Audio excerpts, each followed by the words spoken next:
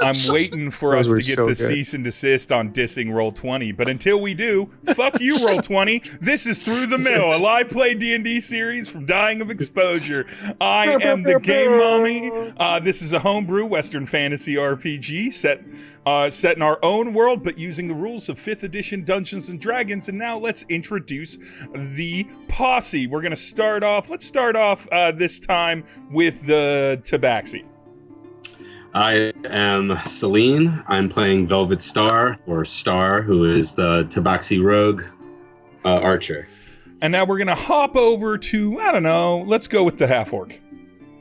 Hey, I'm Brandon. I play Barry, the half-orc barbarian.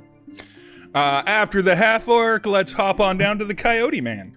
Introducing yourself. Hey, I'm Trapper Bramblepelt. Trapper Bramblepelt. I'm like a Captain Planet, 8-foot tall coyote druid man. And then we're gonna hop up. Name is Josh. You don't have a human name. I thought that was just your Christian name. It got Was through to Trapper me. Bramblepelt. He actually is a coyote. It's all this weird parasocial. He's just swirl- wild-shaped into a person. You're wild shaped into a human. That's great. Wild shaped A into a human? content Yeah. creator.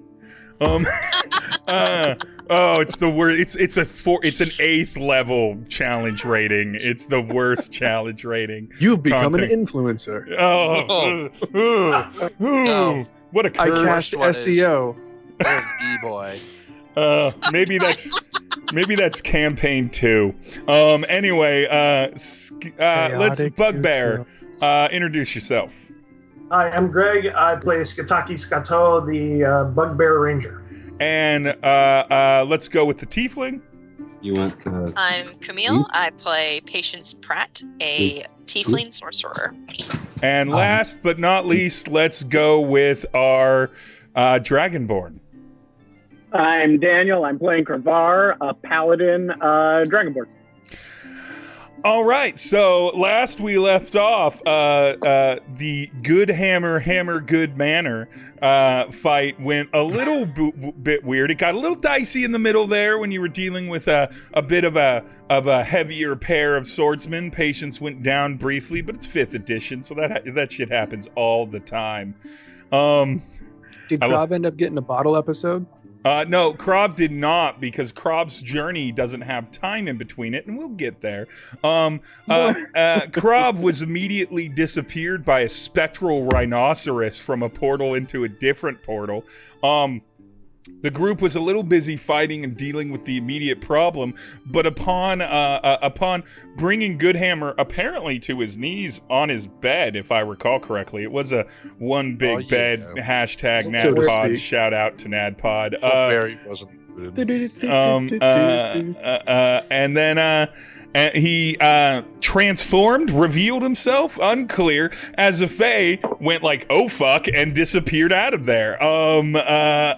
So Goodhammer seems to be gone. I believe that some notes were looked at to confirm in his own personal writings that...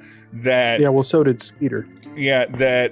So did Skeeter, that he wasn't going to deal with this problem for this area unless they were going to give him control, basically, of Water's wealth, which they did not want to do.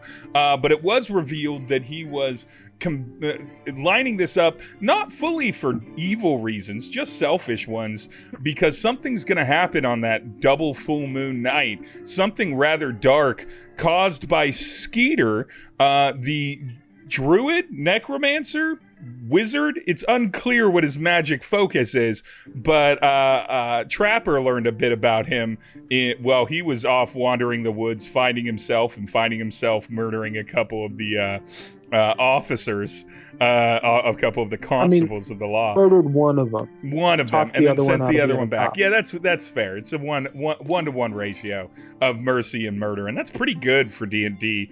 But we left off with everybody kind of in the room, and I believe the only string left to tug on here is that, if I recall correctly, y'all left a young boy tied up in a room in this mansion, and we're beginning to discuss, oh my goodness, we need to make sure that this is what it is. Like what do we do with this information / the actions we had to take? So we're gonna pick it up from that conversation. You're in the room. Goodhammer's gone. You know what the plan was. You know what he was doing. You've got a pretty good instinct that he's not going to be returning anytime soon. What do you all do? Find the obligatory porn that's just in the room. Wasn't that already found last time? Yeah, you found a file with a number of different unique porns and with a complaint on it that said, "Why does my staff bring so much porn to work?" That was a key item of the last one. Greg, I'm going to need you to really focus up on this game and review.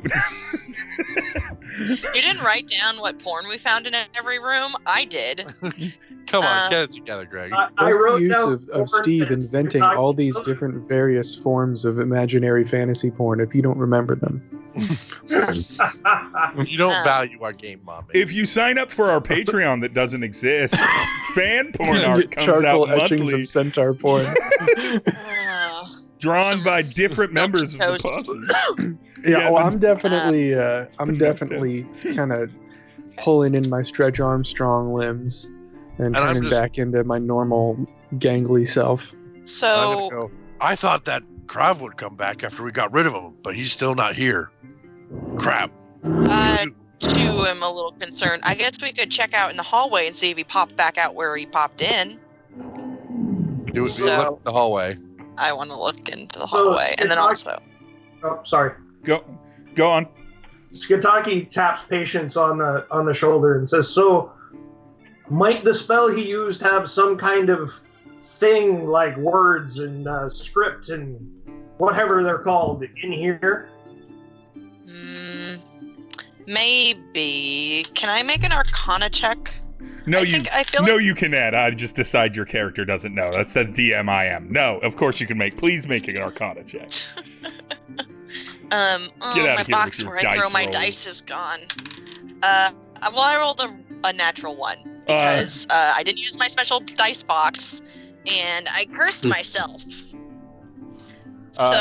So with a natural one, you are confident that there is in fact a way to undo this and bring him back, but you have no clue as to how you would go about doing that. And he's not out in the hallway. Yeah, for those that go and check the hallway, Krav is nowhere to be found, nor is there a spectral rhinoceros just chilling. Well, there's definitely a way to get him back. I guess I could try to search for like any sort of like hidden compartments, or have we already done that? I know around the room, but if you want to search with intent, this is going to be, let's say, since the room is open and everything, this is going to be investigate. But I, as the game mommy, will remind you that there are still several guards outside dealing with the fire. They're absolutely still dealing with that fire, but this is not a empty area that literally has no one that's expecting to go back. We need to start making moves, and we need to kind of make sure that they don't trace this back to us. Well, we should probably get that boy out of here. And ourselves. But here's the thing. Also, with your family, if they're going to claim that deed, we need to make it look like Goodhammer died here. So we don't have a body.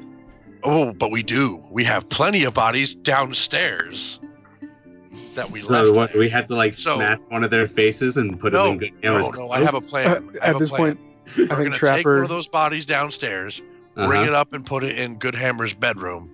And then light it on fire? And then we're going to burn the building down. All right. So we're definitely going to have to talk to this kid. I think Trapper pipes up and somebody says, go get the body. Somebody get the I'm going to go downstairs and grab one of the dwarf's bodies. Josh, you were trying to come in too? Yeah, I just think Trapper would say, well, I think we got one body left downstairs. So sorry about that. Yeah, man. By the way, we need to talk about that shit. That was fucking crazy. Yeah, we can talk. Yeah, we'll talk about down, it later, though. We got more pressing. Now's not the time. Because you seem to be in control now. All right. So Barry goes downstairs and grabs a dwarf body that resembles the make and build of Goodhammer, and then he brings it back upstairs and is going to put him in some clothes of good hammers that are probably in that bedroom. Not to be a stickler with this, but I would like. Let's go with deception with advantage, and it's a very low DC. So just don't roll 2 ones. This is just going to be generally how believable this body is after burning. 17. Can I help him get the body all put together? He already had advantage on it, and 17 will more than clear it. So we're going to say that Barry even does some work on the beard to make sure that the beard matches, and busts out his teeth. Not that dentistry or identification is advanced that much yet in Litet, but there's just something about it where you just bust out a guy's teeth to make sure that nobody's can be like, well, didn't Goodhammer have a gap or something like that? Yeah. Or a gold tooth or something? Yeah, some sort of identifying mark. I was muted earlier, but I rolled a 12 on Arcana, trying to figure out the pocket dimension thing. So we will say that you don't really also know if there's an easy way, or you don't have on hand if there's an easy way to get it back, or get Krav back in this moment. You do know that every pocket dimension portal has a destination, or a destination that can be entered as long as something exists. So it's not like, unless someone specifically closed the pocket dimension, which would be a lot of work to kill somebody, at the very least, Krav is not likely to have gone into a pocket dimension, and then if you don't get to him in 5 minutes, he'll just die. It's unlikely someone would go through that much effort with pocket dimensions to kill somebody. They're more likely trying to banish them there. Can I inspect the area where they entered it? Yeah. That's on our way down. Yeah, that's out in the hall. Yeah. Would be investigation. Yeah. Yes. Oh. 10. With the 10, you do not see anything at the portal entrance or the portal exit that would help you. You just know that that's where he went. I know where the portal exit is? You both saw... So the portal opened up at Goodhammer's doorway while it was closed. And then Krav kind of went in a straight line to the other end of the mansion hallway and went into another portal exit that was at the closed doorway on the opposite side. So at no point was there any physical movement outside of the hallway from the spectral Rhino and Krav. It was all in the hallway, if you will, on our plane. Okay. I would like to talk to this boy, if that is possible. Same. Yeah. He's just tied up, scared. Last I heard, he pissed himself and fell unconscious. Yeah, and so he's awake. Is he awake now? He's awake, but he's very, very afraid. I'm gonna roll real quick. Barry doesn't want this. Barry doesn't want to be around a kid. He's kind of a little scared of scaring the kid. Yeah. Who all has he seen the faces of? He's definitely seen me. He's seen Barry. He's seen Patience. You all were in the Yeah. I'm staying. I may be in the room with him, but I'm staying way back because I don't want to try and scare this kid at all. But yeah, he hasn't seen all of you. Yeah, I think Patience would recommend that maybe just 2 to 3 of us in the room. Yeah, I was thinking just Patience and I can go in. I can approach first. I can be really approachable, and I don't remember if I had a crossbow drawn earlier, so hopefully that wasn't a thing, but I don't think so. I don't think I got it. Yeah. All right. Well, let's do this thing. All right. Yeah, I'm gonna. Trapper pulls out popcorn. I'm gonna kind of I'm crouched down, sort of on eye level, sort of approaching very neutrally. Yeah. What am I seeing? You're seeing a kid that's been bound and gagged. Blonde dwarven kid. Looks roughly like a teenager. Again, I noted a young teenager, a 13, 14-year-old. Wispy mustache and beard. Dwarf. Hey. Yeah, and I like the new parts. How do they seem? Do they? freaked out, I assume. Yeah, exactly. Oh yeah, emotionally they are terrified. Their eyes are wide. They're darting around everywhere. They're kind of struggling to get back a little bit. Right. Let's And get gonna be like- those bonds off. Yes.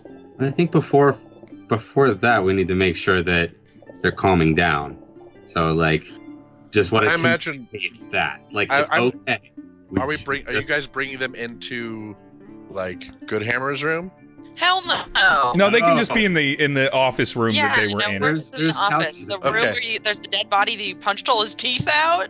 I'm gonna go question. downstairs.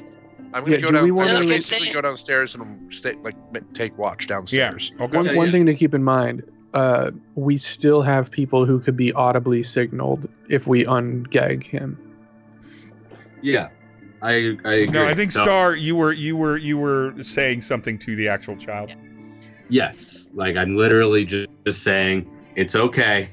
We just need to talk and figure out what's going on. Star, roll persuasion. Perfect. And that would be 18. All right, 18, absolutely. He breathes. He breathes for a little bit, first at fast and then slows down a bit, and then looks at Star and nods slowly. And you can tell, you and Patience can both tell that this little kid, like, there's a little bit of tension leaving his shoulders and neck. And his breathing has gone down to not quite steady, but much steadier than it was. All right. So, they're how are they tied up? Are they just hog-tied? arms Hog-tied. So arms and legs are bound. And then there's Barry, I think, is the one who tied them up, and I imagine Barry tied them up like you'd tie up an animal that you would want to not be able to move. Yeah. So it's not a particularly painful tie-up. It just prevents them from really going anywhere. Anyone could easily untie them if they were a person approaching them. Okay, so yeah, no, I'm not completely untying them, but I am going to cut whatever might be keeping them from being comfortable. Okay. You're gonna make them more comfortable. Are you gonna move the gag in their mouth, or the I'm going to rag? let them know that I'm moving the gag in the mouth, and I'm going to let them know that we do still need him to be quiet, and I'm going to ask him for a signal that he understands that. He nods. All right, yeah. So I'll drop the gag for a second, literally still holding the thing, and shoot, I was just trying to get to this point. I don't even know what I'm asking. So I'm Patience, and your name is My name's Bobby. My name's Bobby. Hi, Bobby. How are you related to? Why are you here?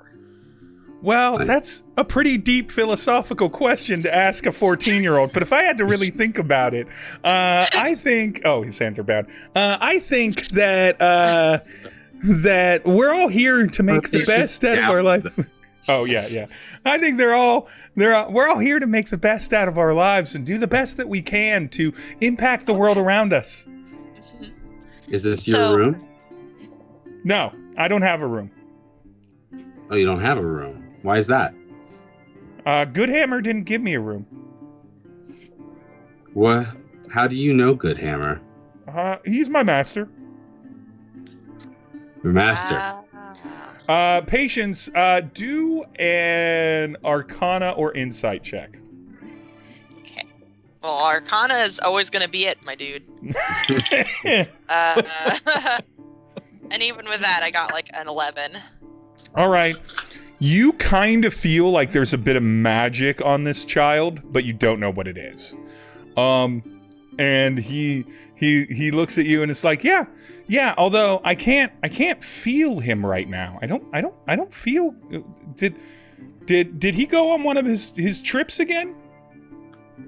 Definitely. He stepped away, if you will. Faye stepped away. I like that. That's a good joke. It's a nice little pun. It's a nice D&D pun. And he looks up and he's like, yeah, when he summoned me the first time, he gave me a little thing that allowed me to not be in the same plane as him, and so I don't feel him. Do you know when he's coming back? Not for probably a very long time. Well, I don't know what to do when he's not here. Like, I'm here to serve Good Hammer. Do you always serve Good Hammer? Do you have parents? Well, Good no. Hammer's trying to stop the big baddie, right? Well, no. I'm a familiar. I don't have parents. I'm his familiar. This is a 14-year-old boy form, a familiar of Good Hammer. And so when he says that Patience locks in, he's not actually an entity of like physical natural birth. He is just a little 14-year-old boy that Good Hammer uses to run errands and stuff like that in a form, and he might as well be a talking animal. So like, we'll just like disapparate. So like, is he sentient? I missed the end of your last sentence, Steve. Sorry. He is might as well be a talking animal. A talking animal. Hold on, I gotta, and there we go. I had to fix Twitch. It unmuted for no apparent reason. So he, sorry, what was your question, Patience? So is he sentient? Basically. Yeah, he's full sentience. But he's just not. He mentioned he has a bit of jewelry that gets around the distance rule of being away from the familiar. So he's got more freedom than your average familiar, but he's still just a familiar. So he's sentient in the way that he has the ability to understand things, but and do higher level thinking. But he is not a complete independent thing because he is a familiar, so he only exists to serve one person. Are familiars immune to charm spells? I don't know. Let me see. Do you have a stat block for him? No, I don't. Might not be strictly necessary. Not yet, at least. I just want to know if he knows what's about to happen. Yeah. I do have a stat block for him as far as like what he can do, but I don't know if he's charmable or not. So his name was Bobby, right? Yep. Bobby. So, Bobby, you're a familiar then. So, do you know what Good Hammer was working on while he was here? Could you help us? Oh yeah, he wanted to stop the beast from exploding out of Water's wealth, and so he was trying to get a bunch of property. He said to me that he needed the land. I knew that he didn't need the land, but I understand. You know, you got to get something if you're going to do something. That's what Goodheimer always says. And so he likes to say things to me that he knows I probably know aren't true. It's not like I don't know his motivations. He's honestly very silly. But yeah, and so he was trying to deal with that and get that done before the 2 full moons. So we would like to do that. Could you point us in the right direction? Is there any books or stuff in here that might be helpful? Well, he thinks I'm gonna roll for it. Actually, I'm gonna have you roll for it, since you're asking it. Patience, roll a d20. This is a luck check. This is a luck check? Yep. Okay. Oh, you guys know I'm lucky. Oh no. That's not a lucky face. I rolled a 1. Oh, god damn it. No, he never let me do any of the book things. You need to choose a different dice. I know, this one's going into it's going into I've got a little sandbox here, and it's going to go sit in the sandbox because it deserves to live on a deserted island. It's on timeout. It's 2 1s and 3, and what? How many rolls do you make? 3 or 4 today? Yeah, like 3. Yeah. Dang. They're fucking D20. Yeah. If Goodhammer were to have a place where any information that could be helpful might be stored that we wouldn't have already found, do you know where that could be? I know exactly where that is. Are you helping Mr. Goodhammer? Yes, we need to take over in Water's wealth while he's absent. He won't have time to make it back by the incident. Roll deception with advantage. Cool. Is that deception? It is. It is Yeah, because 'cause he asked lying. if you were helping. To his face. Oh, that's 14. Was that advantage? Yeah. I got two low rolls. It's Well, a 14. I rolled a natural 6 on insight, so it works. He's like, oh yeah, I can show it to you right now. We are going to pause here, and we are going to travel to a different place. Krav, you find yourself in the maw of a giant spectral rhinoceros. It is galloping at full speed. You get flashes of light, and like the world that you know interspersed intermittently with flashes of different environments, some dark and light where you can see nothing, some dark in full darkness where you can see nothing, others filled with stars and planets and moons and orbs. It's all flashing before you, honestly too fast to comprehend. So the first thing I suppose I'm going to ask is, Krav, you know that you're being run away from a battle and you've been scooped up by a large beast. What do you do? Can I roll Arcana to see what I can see here? Okay. See what you could see. I'm surprised you're not just like punching it in the head repeatedly. So that proud was of you. Natural 20. Natural 20 on Arcana. So what you know is that you're in the God Poor damn patience. that natural 20. Hey, the stream still says Chrono Trigger, apparently. Oh, okay, let me fix that. Oh, it does. It does. God, I'm so Natural bad 20. at It turns out Krav realizes Yeah. rhinoceroses are made of meat. that. Yeah, thanks, Andrew. Thank you. I'm eating my way out of it. Let me change They're that. made of through raw the meat. I Oh, remember God. that Jim Carrey movie. Chrono Trigger gamer. A Western. Oh, let's change.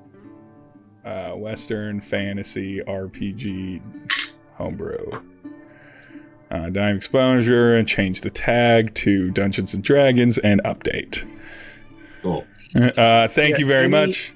Any animal ever trying to eat Krav is kind of like trying to bury me in mashed potatoes. Like, that's not gonna work. I'm just gonna enjoy it. So you recognize that you are shifting ethereal planes. You don't know where you knew which kinds of about plane stuff. You just kind of have known this knowledge. It's like, yeah, they're different planes and I'm going through it. And that this kind of spectral representation of a rhinoceros, well, definitely unlikely to be be made of a real rhinoceros. You could treat like a real rhinoceros. It is a beast. You can hit it with a sword or an axe or a hammer. It will hurt it. It's just like grappling with any other beast. The hard part is that with this Arcana check, I'm just going to give you this as kind of insight too, is that if you're going to do this on your own, you really have to time it, because it seems like you keep going back to what you would perceive as the normal realm at alternating intervals, but then you keep transporting into other things. And your instincts say, you got to get out of this rhino, but they also say, you got to get out of this rhino when you're home. This is not in some random plane you don't understand anything about. Right. So that gives you that. So now what's your next action? Okay, so I can ostensibly I can damage this thing, right? Yeah, you can hit it. I'm gonna hit it and see what happens. Okay, hit that rhino. Beat up that animal. Do you need me to roll? I do need you to roll. This is standard roll to hit stuff. The standard attack. Well, I went from nat 20 to nat 1, so. So you swing at the rhino. You can also, I'll allow you to roll a strength check in kind of place of your movement to try and get out of its maw, an athletics check to try and get out of its maw. I can do that. Well, still kind of holding on to it. Let's see. My athletics is what?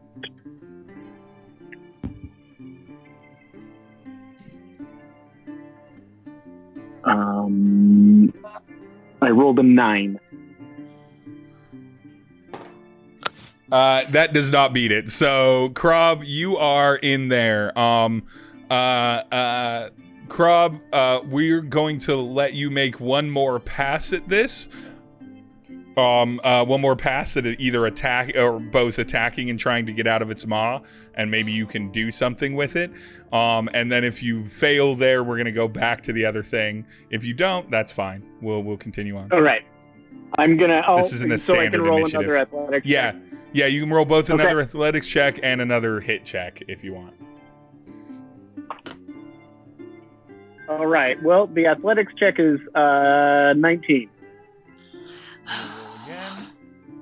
Okay, so you get out of its maw and you successfully get into a situation where you understand you still need to ride it, so you swing back up onto its neck. Now you can make an attack check on it with advantage, or you can try animal handling, and try to guide it to a stop.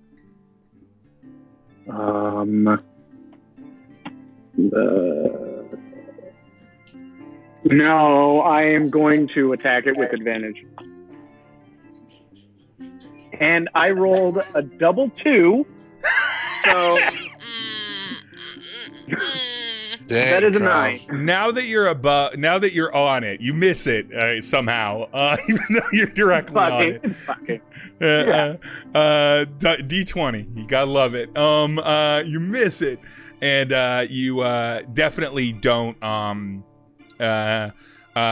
succeed at slowing it down. But now that you're above it, you recognize that it's about every 6-ish seeming or every 12-ish seeming seconds is the rhythm. And so for 12 seconds, it's in the real world. For 12 seconds, it's in, and it's running at full blast. So your brain begins to do estimates, and you're like, okay, it's either going 60 or like 80 feet, 60 to 80 feet each turn, which means 120 to 160 feet, and then it just keeps opening up portals in front of it, and it doesn't seem to be doing that. Like, it just seems to be just running. So that is where we leave. Time monster. Yeah, it is. That's why it's a spectral rhino and not a real one, because I'd feel bad to do that to a real animal. It's just an apparition of magic. So we go back to back in the manor, and Bobby, have you untied Bobby now that you've realized that he's going to be relatively helpful? Good. Thank you for not killing a 14-year-old in the campaign's 8th episode. That would have been an intense I love that moment. you threw in it's okay, it's a familiar, just in case we really fucked up. I literally wrote a note make sure it's not a real boy. Remember to tell them player, not real I know bad. that if we were to hurt it, it just goes back into he can be resummoned again at any time. But Barry now we doesn't need know. to Patience would know that off the top of her head now that she knows that it's a familiar. It's like, oh, if this thing gets damaged, it just disappears, and then the person will resummon it. So the boy walks back into Goodhammer's bedroom and office, and slides a bookshelf down, and you can see these real tight spiral staircases that clearly go down on a wall, and they have little glowing bulbs, magical glowing bulbs. In fact, it's not even a staircase; it's an escalator. It's a spiral escalator of magic, because he is a fae and he likes doing shit like that.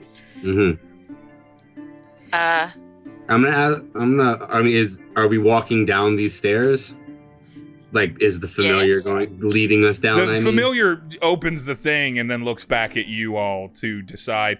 I know that Barry went downstairs to kind of guard duty and make sure no one else goes.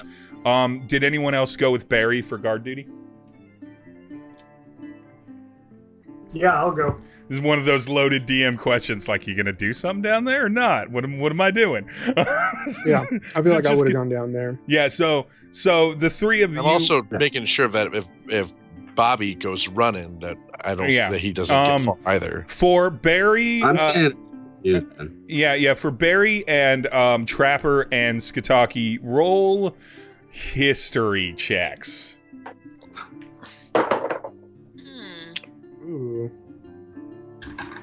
Or perception. If your perception is higher, you can add your perception bonus, which I'm sure it is for many of you. 22. 22 as well. Hell yeah. Modified to 4. Modified 4. Skitaki's like, glad we killed all the people down here. And Barry and Trapper, Barry has the first thought of, it's like, wait, did we kill everyone? And then Trapper remembers that you tied up some people in the kitchen. You didn't kill them. So if the plan is to light the place on fire, you might want to address those people in the kitchen, unless you want to just burn them alive too. That's also fine. But it just comes to mind. Going back up to the steps behind. Oh, go on. So I never saw them because they were put away in cupboards and stuff. Yeah, so Trapper is the one who well, you would have seen the one you tripped over when you went in through the back door. And he was unconscious, wasn't he? Yeah, he was the one you tripped over. Tied up. And so I don't think we hit anyone terribly. I don't think we hit them either. No, I think we just tied them up. I'm gonna find a piece of cloth, wrap it around my face, and start grabbing them and tossing them out the back door. Okay, so Barry just starts immediately getting to work on getting people out of the building in the back area. Well, whichever way is away from the fire. Yeah, that's the back area. Yeah. The front door, you'd be tossing them out the front door toward the fire, and people might see you. So you all go to make efforts for that kind of, and Skitaki with that 4, you offer to just be like, I'll just stay here and watch to make sure nobody comes in or leaves this way. Back to the bookcase staircase. You go down and down the escalator. It's a little weird to get used to, but I'm not going to roll you dex checks to go down an escalator, even though technically your characters would have no idea how to manage it comfortably. Oh God. I definitely hate it more. However bad anyone hates it, I definitely hate it more. You hate. I do not like imagine thing without moving. It's not a thing that I'm into. I like to imagine it's just a spiral staircase just spinning around the axle, so it looks like it's moving when you're not on it, but then you get on it and you still have to walk down the stairs. That would be so weird. That would be such a weird fake bullshit. I did start that with an after you. So is he going ahead of us? Yeah. So Bobby goes in rank and file between the two of you. Okay. And everything, and he says something out loud in Fey language, which I don't believe either Star or Patience speak, and a thing is dispelled from that. So obviously something was there. So you just feel like a flash of light, and then like a light dissipation. Where you see like smoke kind of evaporate into the air, vapor sort of evaporate into the air, and he just goes, "Wouldn't want to catch on fire. First time, Mr. Goodhammer forgot to tell me that was a thing. It was a fun joke."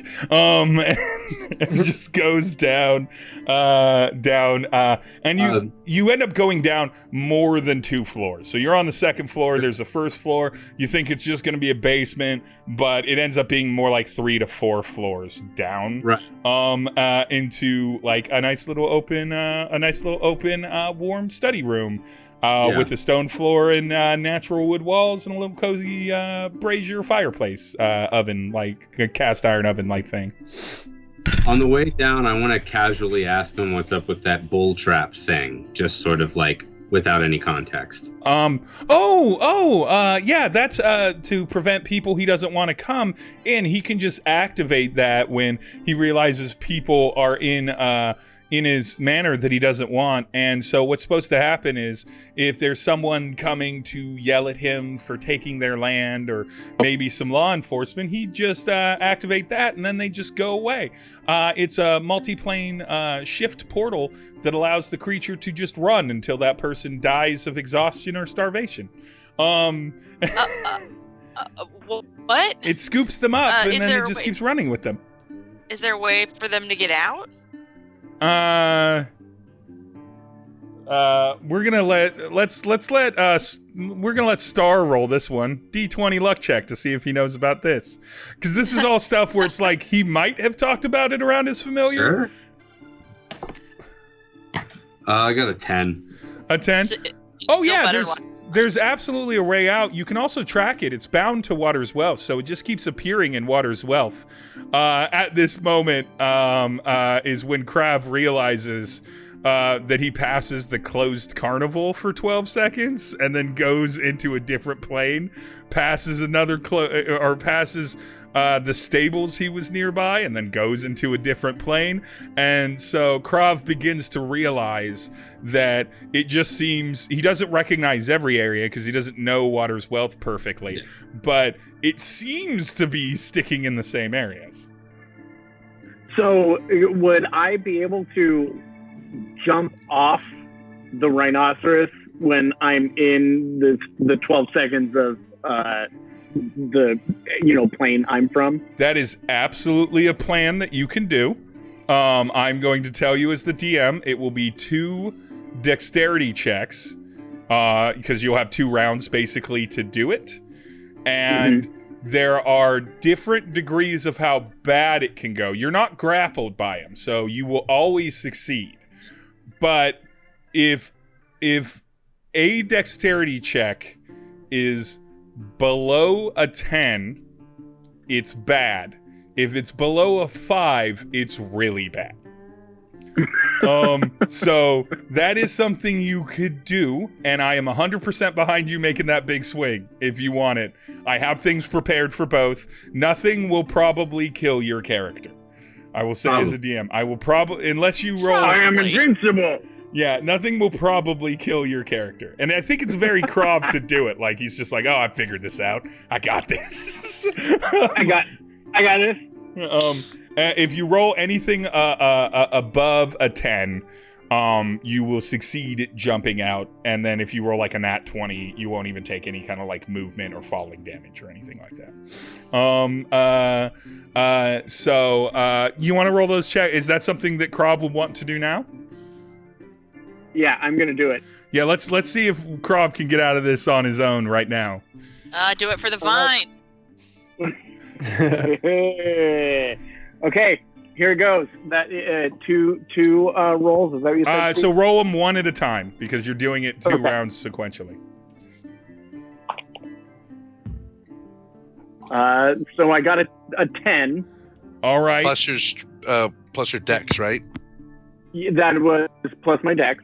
Okay, that was plus your dex. Okay, roll the second one.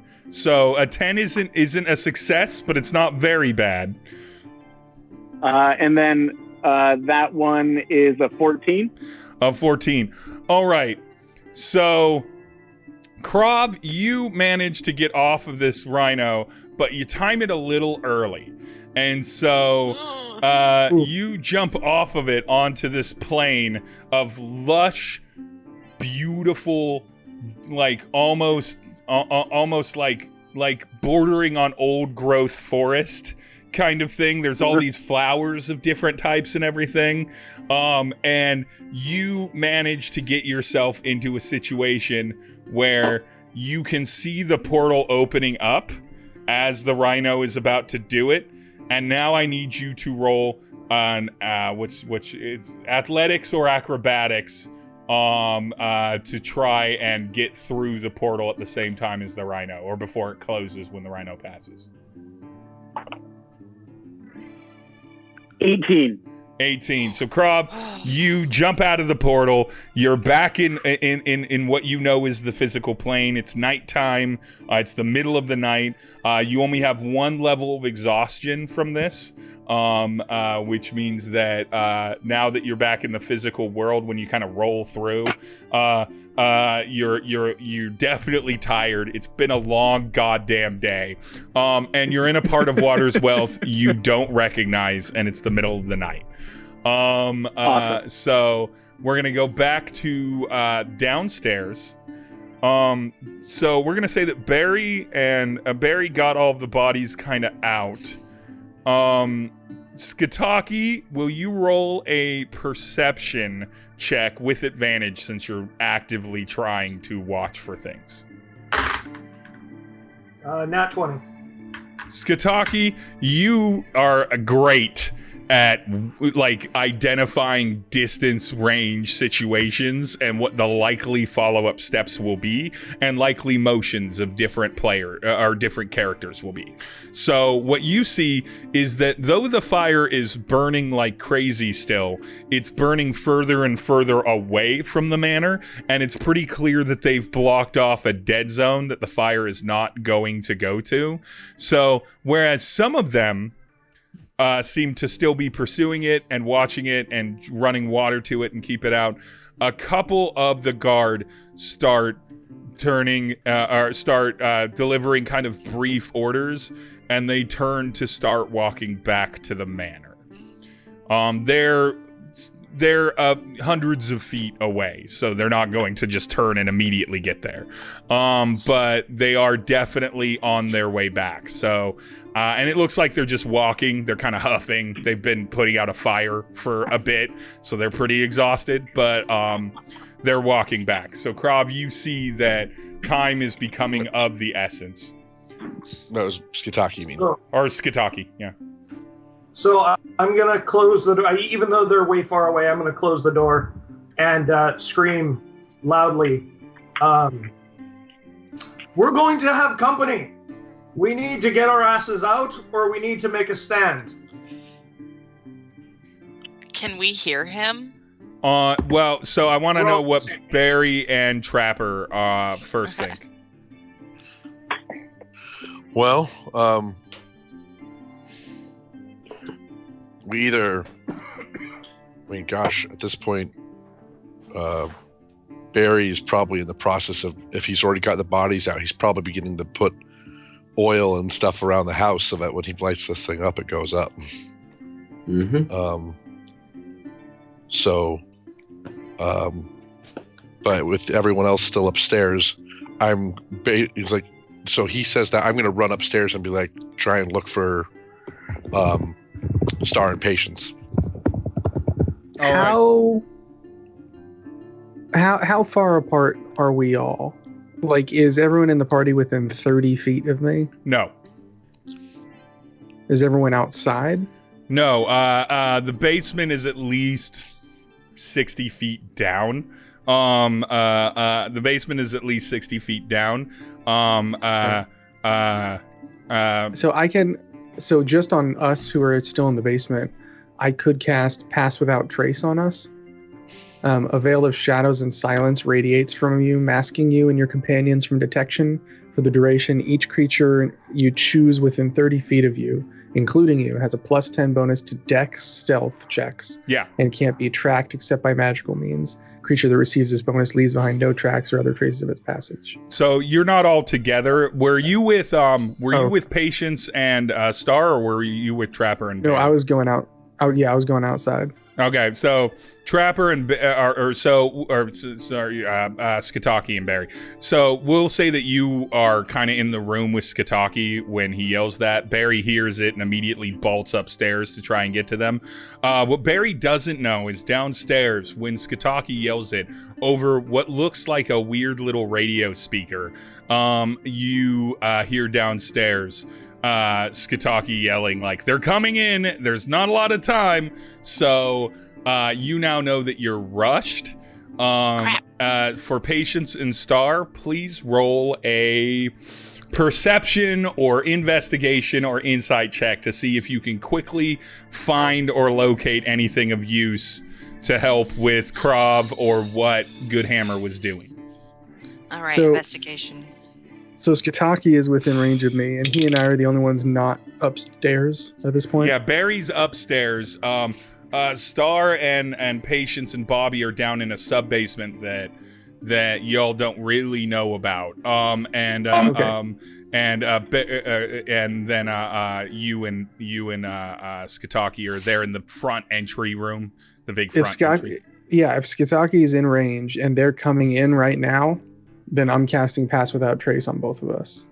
Okay. Well, he did note that you've got a few seconds, so But if you cast it on you right now, you pass. Yeah, pass I want without to trace. ambush them. Okay, so there's the two of you. Pass without trace is successfully Yeah. cast. Say, Skitaki, I'm gonna make us disappear. Let's get these guys on the way in. Right. So, what did Star I don't and Patience get? Uh, I got a 24. I got an 11.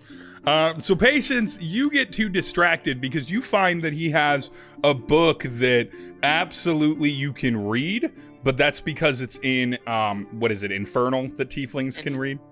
Yeah. Yeah, and is easily like 1,500 years old. And so you find that book Stuffing and you it in the have that book. Star, you find a book that just says underworld summonings, underworld summonings research, and it's in common, with a bunch of notes and like a bunch of notes on pieces of paper that's sort of stuffed into it and stuff like that. It's one of the open books that's on his desk, and so you find that, and you also find a book with a 24 that talks about traps or fun traps and how to fuck with mortals. That is also sitting there. That's very interesting. Yeah, and so you Is there get anything but books around? there are baubles and like little doodads, little office tchotchkes, but nothing. And then there's like, you know, there's like an armchair and a small like rolling cart with some dark liquid in glass crevasses that's clearly booze and everything like that. Gotcha. There are, you know, some glow lamps on the walls. Nothing that you couldn't would buy. take my interest. I'm more interested in the information. Yeah.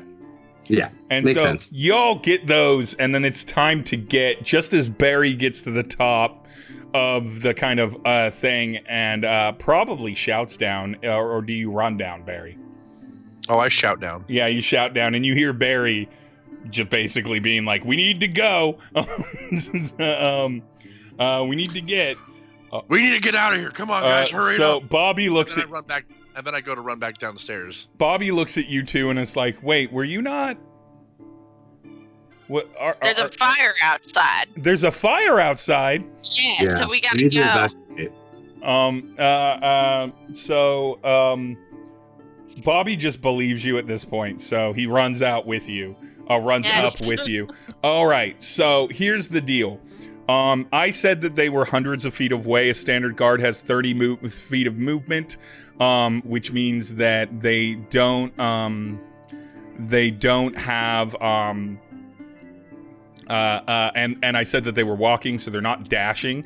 So they are essentially 10 turns away, or what amounts to about 60 seconds in D&D time, or about a minute.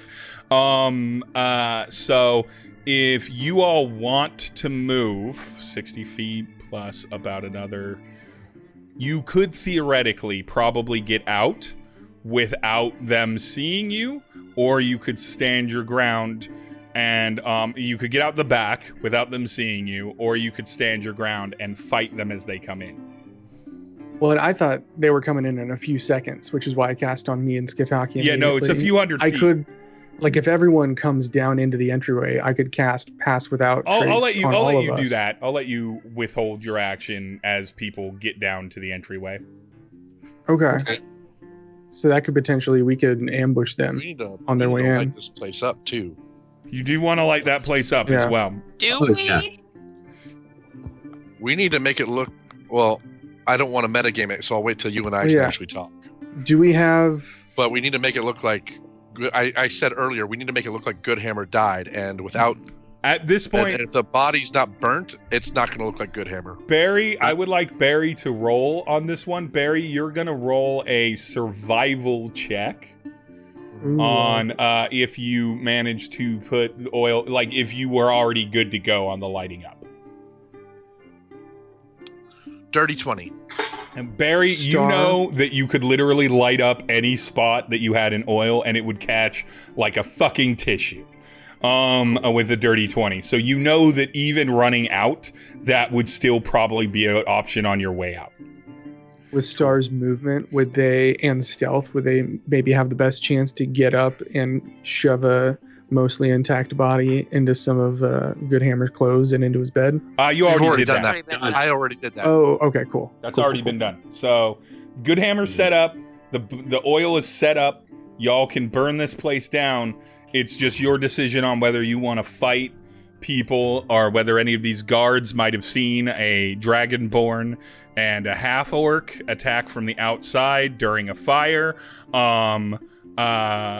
These were not the ones that went to you. You killed all of those guards, so you're making a judgment call on whether they caught what was happening or they're too distracted by the fire. Well, it's also nighttime now, and they don't. What race are they? They're all dwarves. Yeah, but even then, it's only out to 60 feet. Exactly. So it's a judgment call. So they probably wouldn't have been able to identify. They wouldn't be able to identify us. We couldn't identify them. Probably not. Yeah.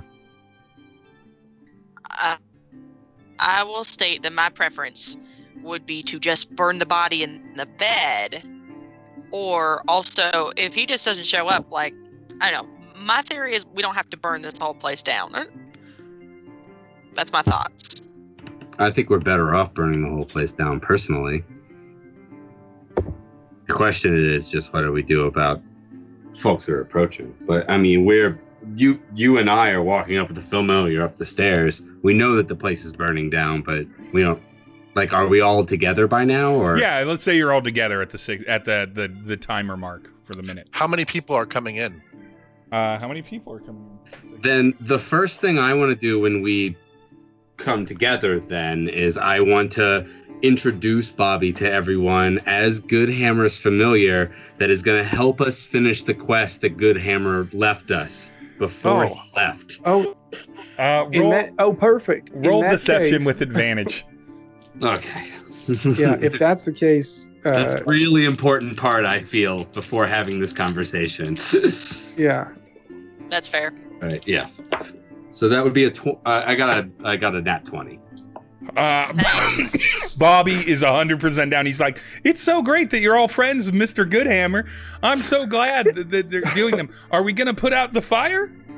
So that probably means avoiding combat is the avenue we want to pursue. I think so. Especially if, I mean, I don't want to say it out of Okay. game eat, but Should I pass? We should Should I cast pass without trace on us all then? I assume that you already Do you want cast it. guards to walk Okay, cool. into the fire, or does it really even matter?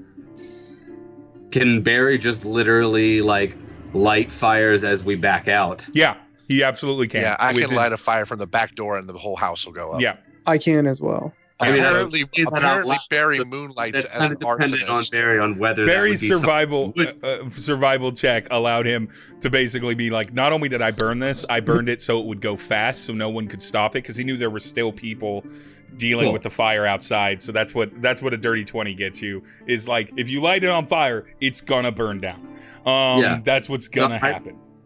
I'm thinking I might just roll with the flow of the conversation and immediately suggest if we dart out the back door, that's the best way Let's for get us out to of here. avoid the fire and to get to high ground fast. Agreed. Okay, so it looks like the party is looking to get out. The pass without trace has been cast. With that cast, I'm even going to take it as a further benefit.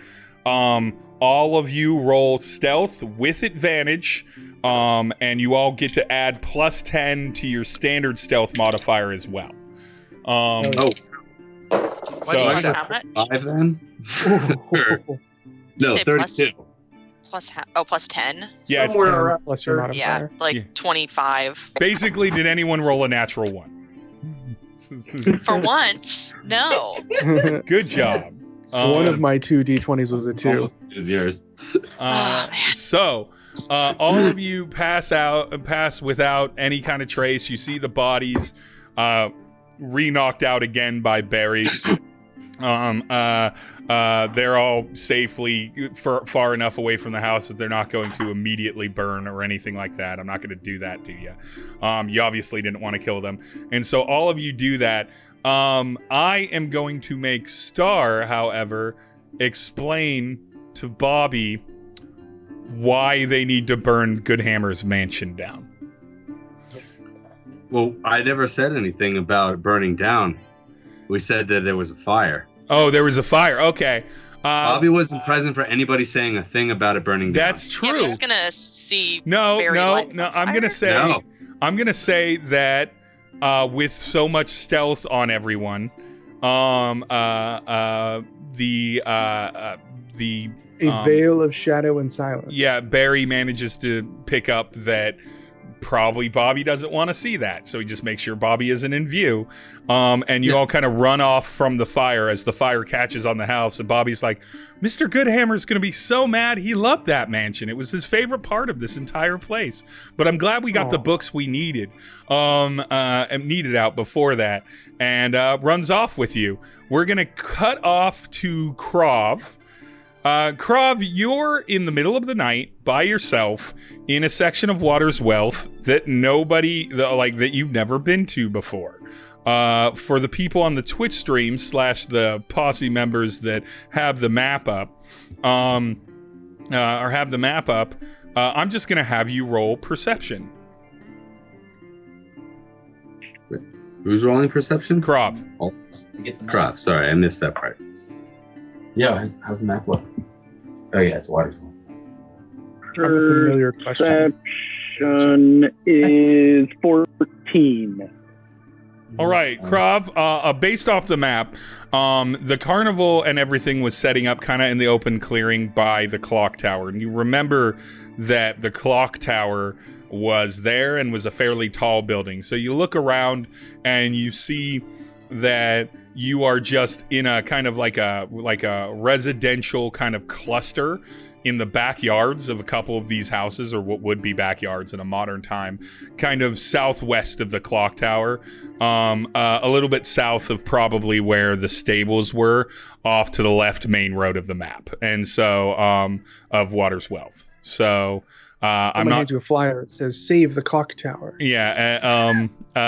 So you now know where you are, and you know where you are in comparison to where you left. You're kind of across town. You're fairly far south of Goodhammer Manor. Pretty down south of there. Do you head back north to the manor, or what do you do? Yeah, I'm gonna head toward the manor.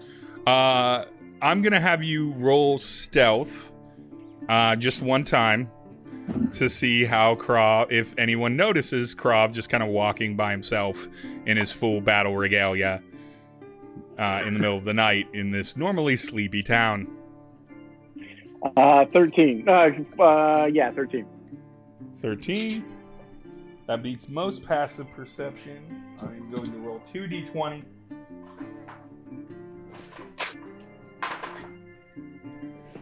I rolled a 1 and a 2. Nobody sees you. That you do clock that there are a couple guards walking around, and they don't see you, which is amazing because you're huge and you because look I'm like a giant monster. lizard man. You are a giant lizard Gila monster man, but in full plate armor. It's fine. It's fine. It's fine. And so you move north. Up through town relatively stealthily. Based off this map as well, Goodhammer Manor, y'all know that you were burning like the smaller dead farm plot. The fire had expanded to the larger dead plot and now appears to have expanded to the manor house. Which way do you go? Do you go up north around the shallow spring, or do you kind of circle around and go back south? I assume you all are heading back to the university. Because that seems to be like the base of operations. Also, you've got a child with you, as far as like a 13, 14-year-old dwarf boy, as far as for all intents and purposes. Yeah, we need to reconvene at a home base somewhere. Yeah, the university is probably the safest place. So do you go up around north of the water spring, or down back the way you came, kind of thing? North would be slightly more hidden. I would go north if it's more hidden. Yes. Okay, sorry. So north is more hidden. You discover that's that you don't have to roll any stealth checks because I didn't set anything up in that way. and you are back to you get back to the university fairly comfortable. Krav, we're gonna cut back to you real quick. You arrive to the manor area and you see just a massive fire going up of a building. The fire has gotten everywhere. Krav, roll insight.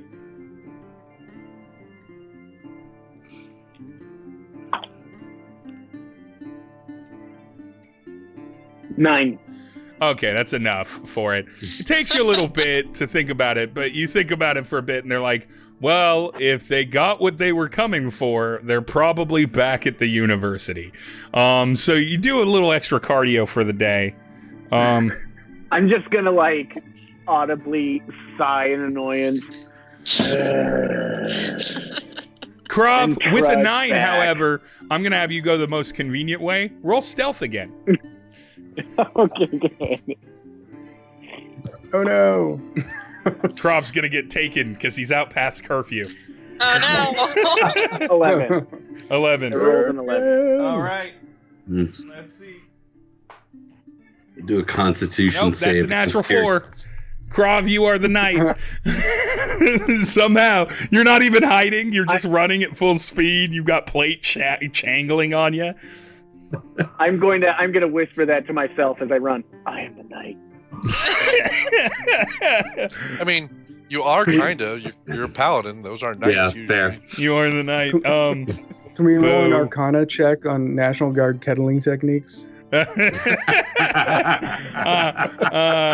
Anti-psyops tech Krav check. does have the thought, as does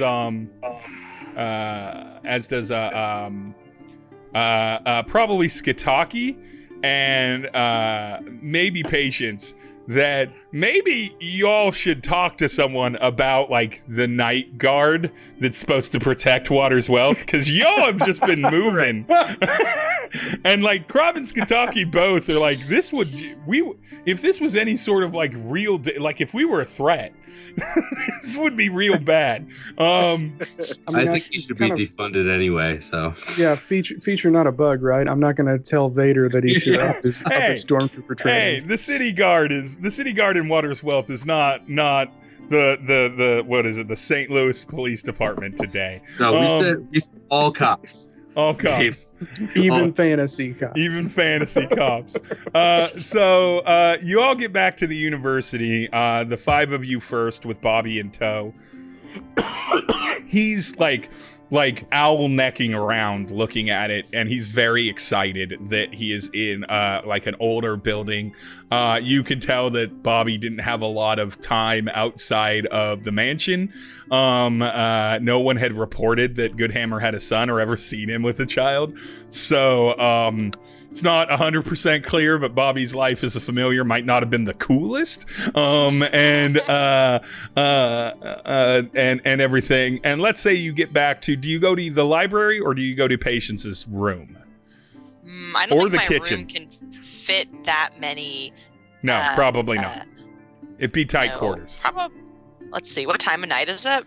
It is It's like late, right? it is like 3:30, 4 in the morning at this point. All right, kitchen. Yeah. Kitchen. Kitchen. So you all get to the kitchen. Some people see you, but like they're not confused. You have a young teenager in tow. This is normal because kids get graduated out of the school system, and everything, and you can breathe. You're in the university. You have the deeds that Goodhammer has. Star grabbed a couple decent books. Patience, you grabbed a book that might be related, might not be related, but it is ancient. So good treasure there. And you are no longer in threat after a little bit,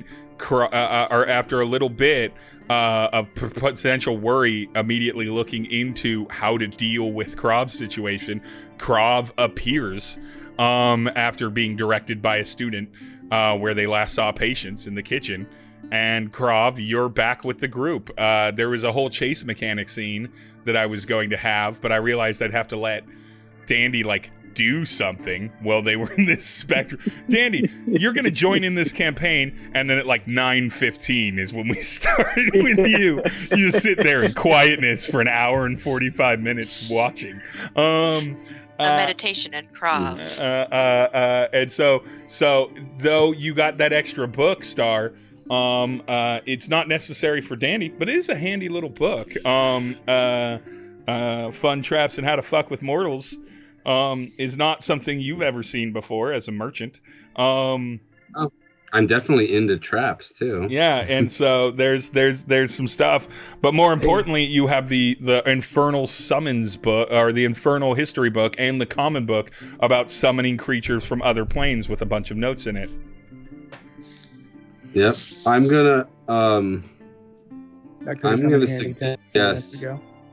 gonna suggest we get some rest. I know this is important information, but the time frame that we have to solve it isn't so short that we can't. It's a few days, yeah. Elapse after an incredibly long day with like 4 combats. This is how it's always going to be. Is a solid every day in this world is a solid 7 campaign episodes. Right. We do real time shit. It's 14 hours of campaign. I mean, it's the times we live in the real world. Why not the same? So, if that's going to be the thing, Barry is not going. He doesn't want to take a room, so he basically has a little spot outside of town that he's been resting in. That's just kind of within eye shot of town. All right. That he makes his way out. Barry He's like, I'll meet heads you out back of here. I'll meet you back here in the morning. Does that sound good? It's good with me. I can curl up on the floor if I'm welcome, or I can go back to where that tavern. At this point, I might need David to carry me. Yeah, I think Skitaki might be in similar shape. David's in the corner making an omelet, like a fucking egg white and spinach omelet, being like, I'll carry you where you need, bro. David, do you ever sleep? When you get older, a little bit older, you need less sleep. That's just how the body works. That's good to know. No, David's not there. I just love the idea of him just eating spinach and egg white omelets at 4 a.m, getting into his fitness routine. Librarian that I'm gonna have a date with tomorrow. Yep. It's gonna be a one-off. That'll be a really erotic one-off. YouTube will pull it. Golly. As a fan of this podcast, I'm very excited. So you all know Skitaki knows there's rooms here. Patience, do you let these people you've met today sleep here? Barry already had his arrangements, but I think everyone should go home, because otherwise suddenly you've all gone missing and a terrible fire happened the night before. Mm-hmm. Also, I don't know how to explain you to my parents. Low key. I like it. Yeah, I can maybe explain one boy. He makes the most sense here. Okay. yeah. Does everybody have a place to go back to? Yeah. Also, strictly speaking, several of us aren't boys, but it's all good. You just said one boy. Just the one. What, Bobby? Yeah, she just means Bobby. Yeah. she just Oh means Bobby. shit! I forgot we stole a boy. Yeah. We did. What? All right, Bobby's y'all, like, I'm what about stealing me? Krav Trapper. Yeah, Do you Trapper, know- do you have a place? Krav does not. Do you have a place? I don't think Krav has a place yet. Friend, I got a place anywhere. Nature's got a place. All right. Krav, Fair enough. Krav, where are you I going to thought stay? Well, I'm just gonna find a hot rock to sleep on. If y'all, and I'm gonna go back Hell and yeah. lay my bedroll over my pile of blankets. All right. Well, So I have everybody... to stay at Skitaki's place. Yeah, no, that's a good point. And I didn't Yeah, ask dude. Barry. There, I was You man. got going any to say, trees? Krav can stay at Skitaki's. You already have a room reserved. Well, Star. Skitaki has a I was home here, too. Sure, if anybody needed to crash on the floor in my room, Yeah. that's available. If not, I'm gone. I love the idea that Krav just goes for a hot rock. I do enjoy a nice cool floor. I would love. Is it a dirt floor? I love a cool dirt floor. I think I'm on the second floor in that place, right? Or am I? Yeah. So no, it's wooden floor. I mean, I'm into it. Wood's good. All right. I appreciate it, Star. So yeah, I'm going back with me. I'm sure it can fit the rest of We'll say everybody separates appropriately to kind of move it along. Skataki, do you stay at the university kind of nearby Patience, or do you go back or do you go back to your house? Greg's struggling. Greg falls. Greg needs sleep. Yeah. Greg needs sleep. Greg, you're muted. That way, it was the rum. That way you couldn't hear. You got muted again. You muted again, Greg. Oh no! Greg needs 2 long rests. Okay. Sorry, that way you couldn't hear me snore. Yeah, it's okay, man. It's okay. We do these late at night. It's been a long day. Greg's just LARPing is what's happening. Greg is just full into it. That's how deep he is. So would Skataki stay the night at the university to be near Patience, or would he go back to his place in Waterswell? So as to asleep. She requested it, I'm sorry, I was asleep through the whole plan. She did not request it. So everybody else is separating out. Barry, Krav, Trapper, and Star are all heading out to their respective sleeping domiciles. Trapper and Star are having a little sleepover party. Krav is going to find a nice hot rock. Barry has the camp that he set up outside of Waterswealth. And so it's really, and Bobby's gonna stay here with Patience in the university. Where would Skataki go? So, Patience, I'm fine to go home, but in light of everything we've seen and everything that's happened and what could happen with the deeds and with the boy-ish thing, maybe I should stay in your parents' living room. All right, but again, they're gonna wake up and be like, why is Skataki here? I'm sure I'll be fine. If you're not, it's just you and your honestly impressive body count at this point. Was there still an active threat that you had found out about at the pub? Or did we neutralize that threat? Well, if we're talking meta, we don't know what's happening. Our nemesis to date is in the wind. We have his familiar. We don't know who all the players were. We don't know if this person, that Longhammer or Hammergood, whatever, is still in play. The one he was going to try and be hero for. I mean, there's a lot of shit. Yeah. We could presumably appeal to the threat. I think this is we're making it a lot more complicated than it needs to be. Yeah, so Patience is against Skataki staying there. And Skataki goes home. That's fine. Yeah, and so you all separate with an smoke signals if there's trouble, I suppose. I'll send you a message. Yeah, and so so you all go to sleep. Patience, you set Bobby up in like a guest room, little dormitory facility near yours and everything. And he's like, I'm a familiar. I don't sleep, but I'll read one of these books for you if you like. Yeah, why don't you summarize what's in there for me? Find all the good stuff. Which book do you hand him? We'll say that you have all 3. You kept the books there, unless Star takes the Traps book specifically. The summoning one. I assume Star would take the Traps book. Yeah. Yeah. I didn't even take him out of my bag, and I already left. Oh, you already left. Oh, so all you have is that Infernal book that you found. All right. No, I have the Infernal book and the Traps book, but as soon as I picked them up, before I had a chance to talk to anybody about them. Oh yeah, we yelled to get out, so we rushed there's out. 3 books. There's 3 I have books. the one that's in Infernal. Yeah. And then you have the one on Traps and the one on you Summoning. You have the Infernal one, and I have the other 2. Yeah. And I've already left school. Yep. Traps. So I think I would just have him read the Infernal book. All right. I just figured talk about them in the morning. You will. And so So he goes and he spends his night reading that because he's not a real person, so he doesn't sleep. She's like, if someone asks, just tell them you couldn't sleep and that Miss Pratt brought you in off the streets. All right. I mean, that's relatively accurate. Exactly. Man, I hope Mr. Goodhammer comes back soon. Sorry, I have the chat up. Oh no. Until then, you can stay with us. So he sits there and he gets to reading. Nothing bad happens at the night. You all kind of sleep in a little bit late because none of you are elves, so none of you just trance for 4 hours.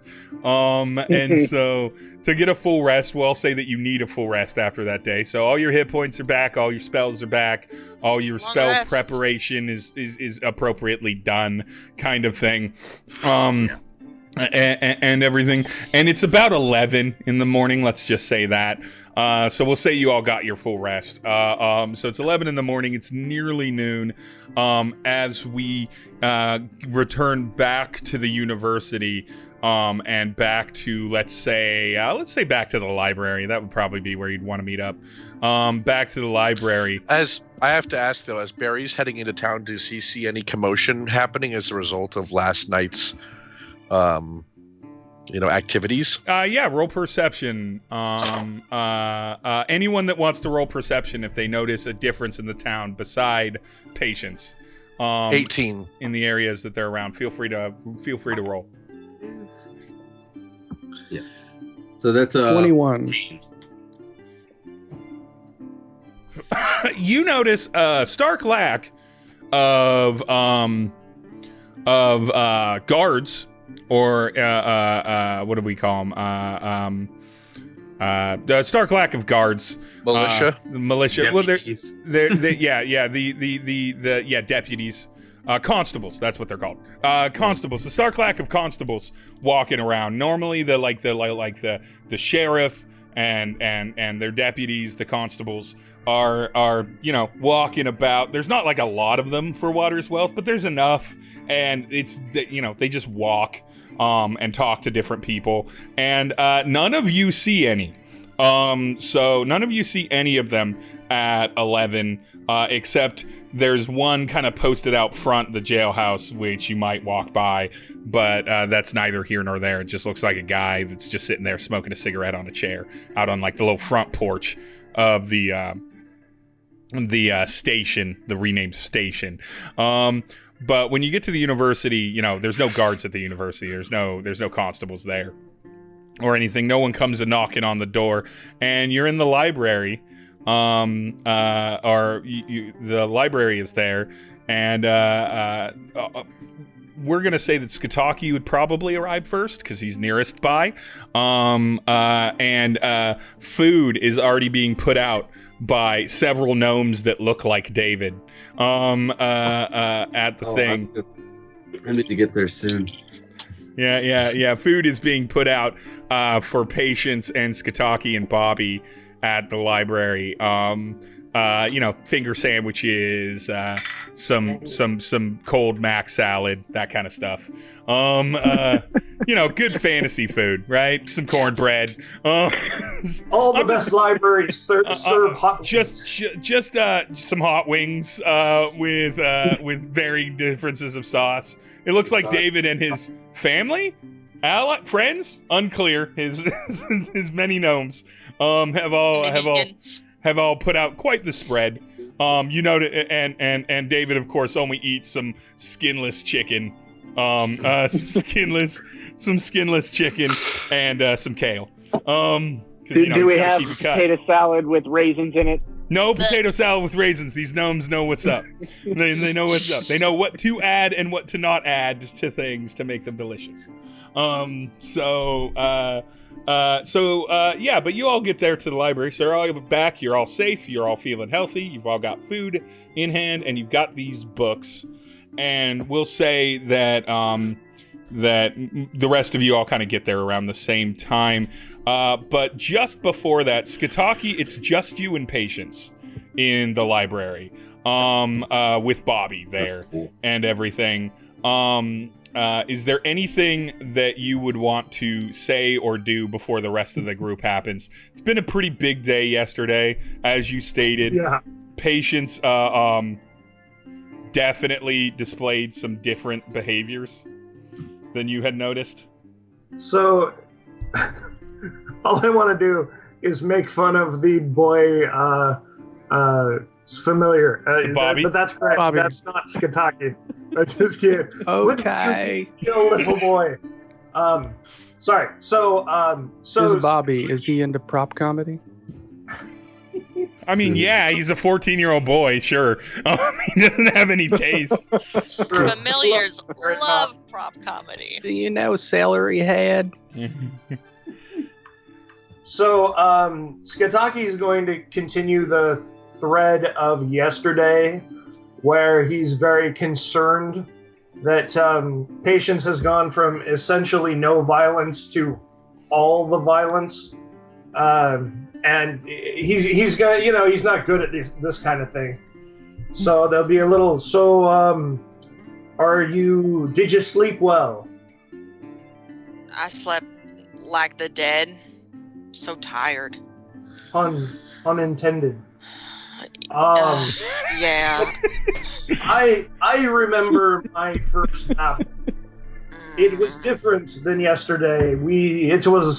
There were armies in a line and violence everywhere. But are you doing okay? I don't know. I feel like my brain's been running ever since we got our bolts shot at us by those Kenku. I feel like my brain hasn't really stopped to think, really, until I had this cup of coffee. As Skataki is making you kind of think about your personal health, Patience, roll a wisdom save, which is not a great stat for Patience. I've got a -2. Psychic attack. 6. Patience, roll a 1d4. Oh God. Okay. 3. Patience, this manner of things has done some emotional damage to you. Anybody who kills for the first time, unless they have a full mental disconnect to their general mammalian empathy, cannot possibly say it was fine. Not as a human being say it was fine. So you take 3 points of psychic damage. Patience, this violence, well, you can intellectually deal with it and even socially understand why it happened. You're not wise. You don't have the emotional equipment to deal with this very easily. So we're gonna say that was sort of the interaction conversation. So you take that damage, Patience. You can play it however you like. Yeah. I think Patience just kind of stops and just kind of looks at the ground and then looks at her hands on her lap and she's got the coffee cup in one hand and just kind of shakes a little bit and she's like, I'll be right back. And she just kind of drops the coffee cup and runs off. So Patience runs off for a bit. While Patience has run off, the rest of the crew gets there. Star, your room was adorned with a pile of sand in the corner for your restroom needs, as well as just a large pallet of various rugs, blankets, and stuff like that instead of a bed, because they're treating you like a full cat. Krav, you found a nice hot rock. That got nice and hot during the middle of the day, so it was very pleasant. Yeah. Barry, nothing attacked your camp. You'd already made it comfortable. Trapper, you slept on the floor in Star's room. It was surprisingly soft wood, so that was nice. Hell yeah, I like a good corner. And there was plenty of fabrics in there to kind of make yourself a makeshift pillow, or like a little bit of a softness for kind of your shoulders, collar, and head. So you're not like something comfy about a corner. Greeking. But yeah. When you arrive to the university, Skataki is there in the library, with Bobby, and everything. The books are out, and you're all there. So big night last night. What do you all do? This is time to roleplay with each other. So, Krav, what the heck happened to you, man? I wanted to ask you last night, but man, I was exhausted. That was crazy. Hey, I'm glad you made it out all right. Yeah, we were worried we'd never see you again, but then you just kind of showed up. Did it poop you out? And, It was like you are. a glorious journey. I was scooped up by a spectral rhinoceros. And it swallowed me into its maw. But I fought out, and I pried myself out of its mouth, and I jumped on its back, and I rode it like a bull. Did you say that thing was called a rhinoceros? It was like a weird, bald, super buff unicorn. With a giant horn. And I raised my hammer above my head, and I said, "Yeehaw!" Wonderful. That's incredible. So, just to kind of jump in real quick, I'm no expert on these things, but I think I might have the answers that Goodhammer didn't give us. What? Does Krav even know what's about to happen yet? Really quick, we're getting Yeah, does someone have like their Twitch up and it's echoing? Because I don't think it's me. Mm-hmm. I don't know. It was I think, Steve, you might be the only person who I'm not hearing echo. Am I the only person you're not hearing? No, I'm hearing the echo. I just heard it. All right. Oh, Is that I think me? we're good. No, Hey, we're good. we're good. By the way, Patience is still not back. She will come back. Yeah. Just Okay. not yet. But yeah, so Okay. Star, continue. So yeah, I'm whipping out this book, the summoning book. Yeah, what'd you find? And this I mean, was what is that? pretty blatantly important, but What is- I don't know anything about this.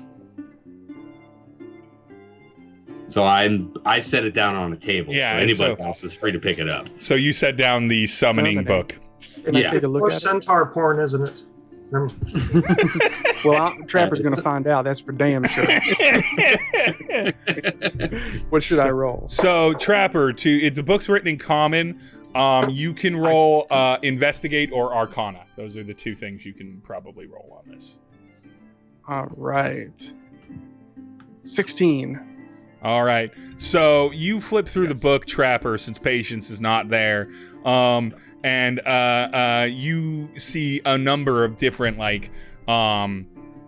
chapters, but you jump to the one that's infernal, because he mentioned that it was a dark beast from the underworld. So you had kind of an instinct that that's where you go, and you have a number of different things to summon devils and bind them to your will, or demons and bind them to your will, or various creatures from various netherworlds. I don't know how religious Trapper has been in the past, but you see a lot of different things for a lot of different faiths coming through here, and everything. And then but you figure out pretty quickly that there's an area with 3 different notes stuffed into it, and looking at Goodhammer's notes, you see that that there is a large summoning spell to summon a large worm out of the ground from it. And when I say large, I mean gigantic in D&D terms. A gigantic worm out of the ground and bind it to your will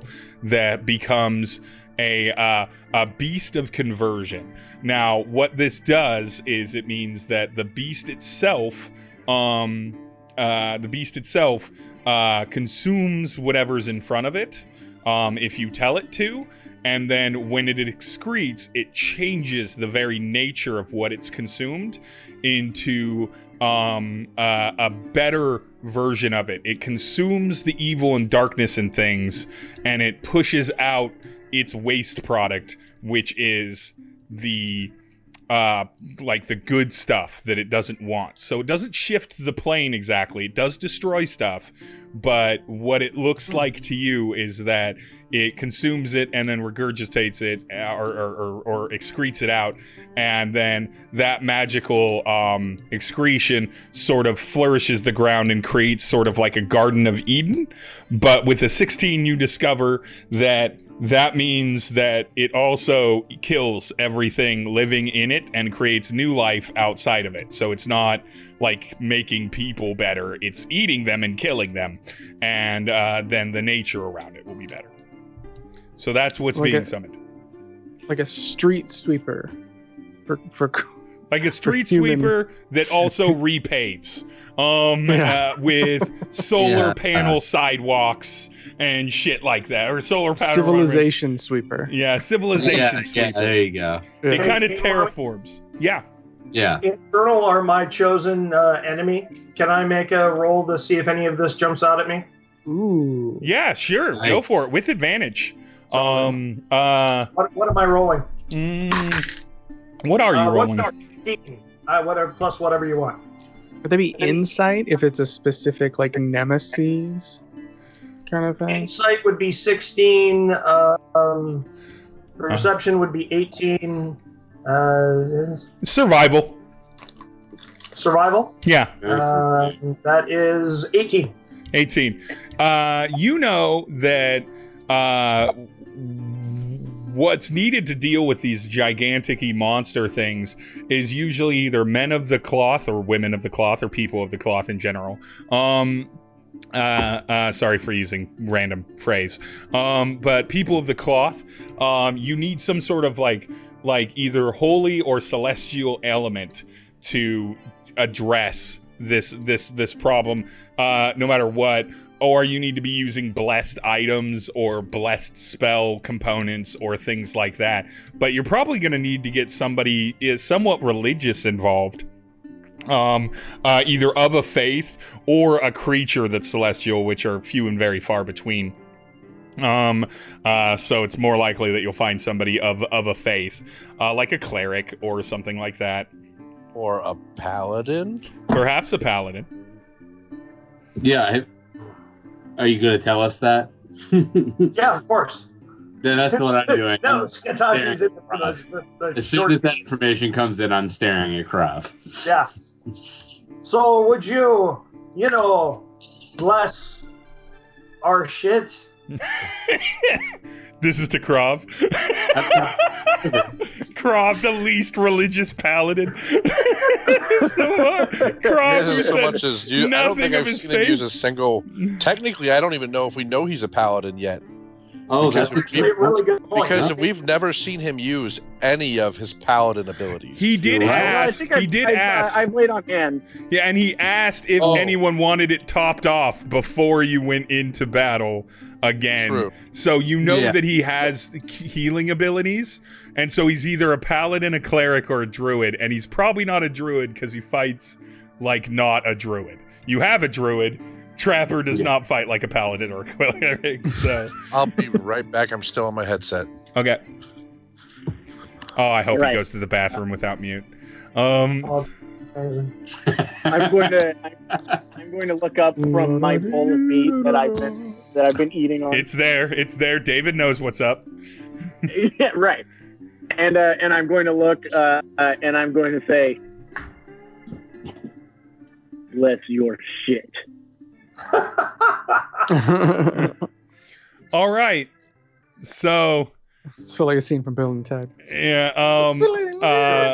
So what? Krov's gonna have to roll to bless your items.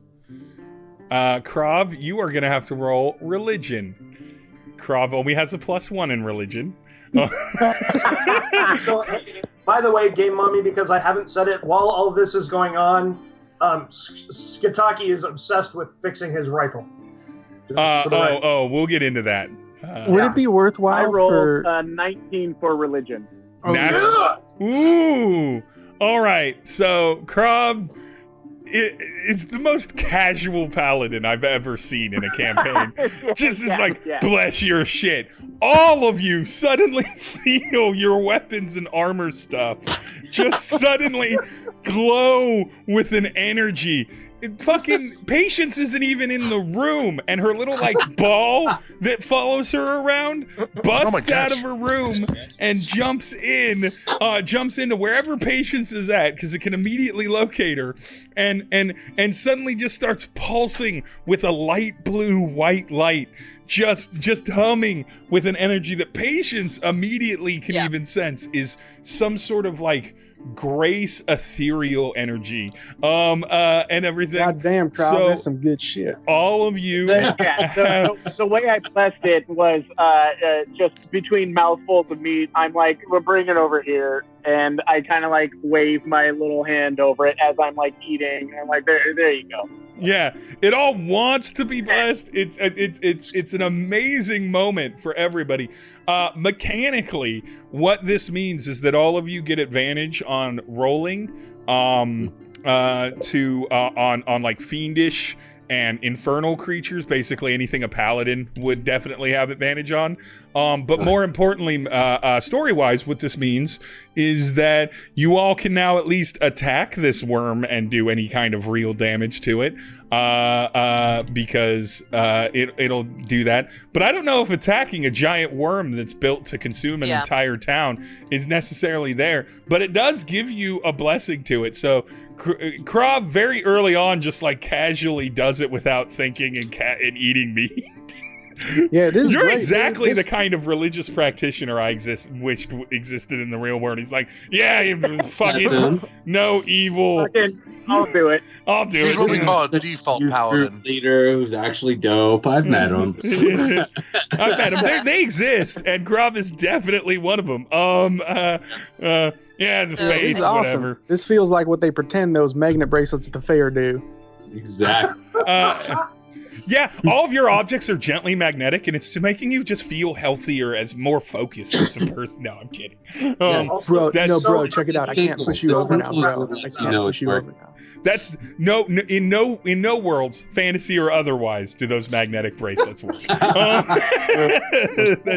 That's how we do it here on Through the Mill. We myth bust in even magical worlds that magnetic bracelets do nothing but give you a magnet bracelet. It's cool. You can pick up screws with it. I'm not saying they're not cool. Hold on to screws with it. Yeah, It right. doesn't take the toxins out of my blood. No, it doesn't take the toxins.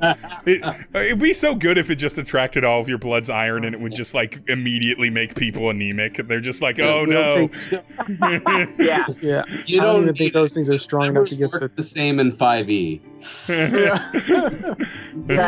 No, those magnetic bracelets, Steve, in the world of Through the Mill, they should be cursed items. They're cursed. They make you immediately anemic and you take damage. Well, Yeah. as long as you. They make electronic devices go haywire. Yeah, they do. So Patience, have you come back in the room yet after you got glowing orb? I've been trying for the last like 10 minutes. I'm sorry. So I'm on my way. So I think Patience like follows the like orb as it like eats itself. She's like, God damn it. Like she kind of like wipes off some tears and follows it. And she's kind of like listening to them. She's like, so do we have to fight this thing, or can we just make sure it doesn't get summoned? Because it sounds like perhaps if we got celestial magic in the right places, those 5 places, I mean, maybe we need more than one holy man on this.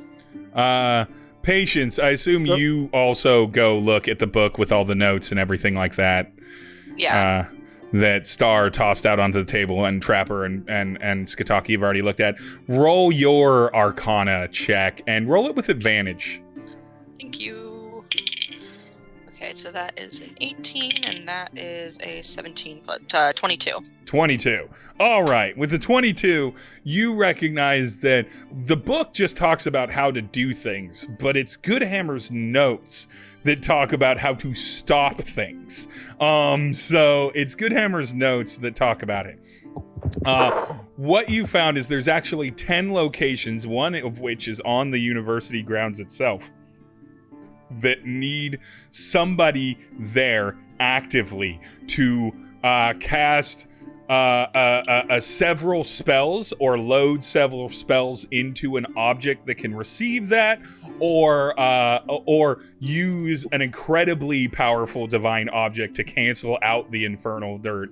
And it looks like he went down different like rabbit holes of thinking of, he's like, essentially it goes into three waves. You can either fix the dirt in advance, so then it doesn't work.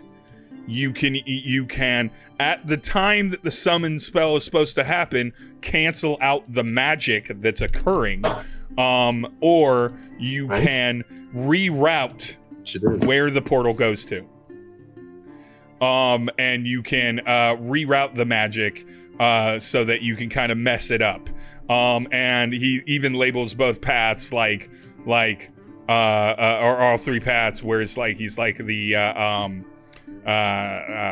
path of the path of faith, or the path of faith, the path of arcane, or the fun path. And the fun path is the rerouting path. The arcane path is about dismissing the magic as it happens. And there are 10 locations, and he writes down literally in a note, because you got a 22, that you don't need to deal with all of them to make the spell fail, but it can survive if a few of them get dispelled. So he's like, he's like, at least half? Question mark? More than two, exclamation point, and then that's it. So he's already written off the possibility of finding Skeeter and preventing it from him from casting. You see in the notes that he looked around for Skeeter for a bit, about a year ago, and could not find him. Are there any range limitations for casting this spell to the location where it will be cast, or the location of the portal? I'm gonna need where we know roll Skeeter investigation will have to for be that. in a certain range of it. I'm gonna have you roll investigation for that. 17. You think that Skeeter's gonna have to be there. You don't know where there is, because there's 10 spots with the dot in the middle. But you think there, with an investigation of 17, I'd say you kind of put together the dots, or dot as it were, and figure out that if you were casting a big spell to everywhere and you needed to have a certain kind of even distance to all of the locations so that you would be able to reach it, maybe you'd want to be centered where the spell is to get it to go off correctly.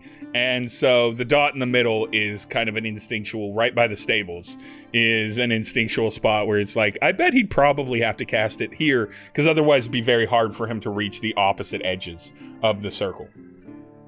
Okay. Do we know of any specific object that Skeeter or anyone else would need to use to cast this? Because I do have a spell called Locate Object. You wouldn't know a specific object. The book claims that any objects as a focus. So it can also locate the nearest object of a particular kind. Yeah. Such as whatever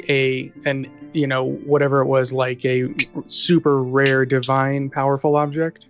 So you would know that he'd need an object or objects of significant infernal power to do this. Yeah. But you don't know what specific objects they are, but you can look for it. Yeah. Yeah. Can I cast Locate Object on the nearest object of significant infernal power? Yeah, you can. Excellent. So describe or name the object that's familiar to you. You sense the direction to the object location as long as that object is within 1,000 feet of you. If the object is in motion, you know the direction of its movement. Wow, let's go. Familiar to you? Well, we're gonna say that he's just kind of casting it on the broad, like heavily arcane objects, and you don't have anything within 1,000 feet of you now. Okay. I just did a thing, and he's not. He's not within like a quarter mile. All right. Actually, you know what? I'm gonna have Trapper roll Arcana on this one. I want to see if this plays out. Oh fuck!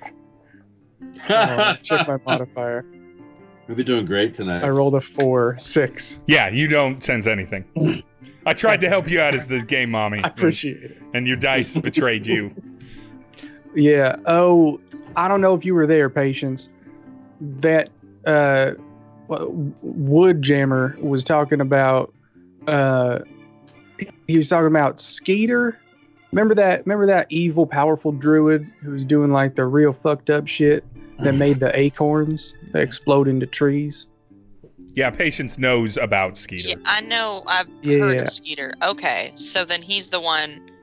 Yeah, so Pudrammer was saying that he's pretty sure it's that dude who is summoning the evil Pudrammer worm. Pudrammer is a good name. If I had to make a guess, is that Skeeter would absolutely kill the hell out of us if we don't if he doesn't need to focus on the other spots or whatever. So it sounds like we need to disrupt as much as we can before this happens. Yeah, porque no los dos, right? Or trace, rather. Right, Can but we, the order of fix it's the dirt important. and do all the other stuff? Right, what I'm saying though is that like the order is important. The sooner we take out spots, the better. Okay. All right, I'm with you. I would like, let's go with Barry and Skataki, because they're the ones that are most likely to be this way. Roll perception. 13. Greg, you're muted.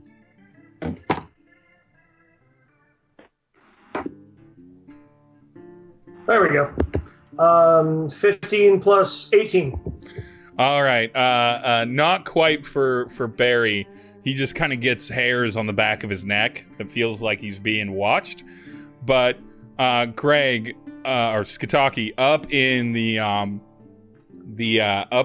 kind of like higher, thinner windows of the library, you see a bird that you have never seen before. It looks like a jacked up combination of like a duck and a pigeon and a hawk. It has 3 wings, and only like one like talony claw foot, and its beak is all twisted up, and its eyes are all screwed up. One of them's facing like one of them's slotted in its normal bird position.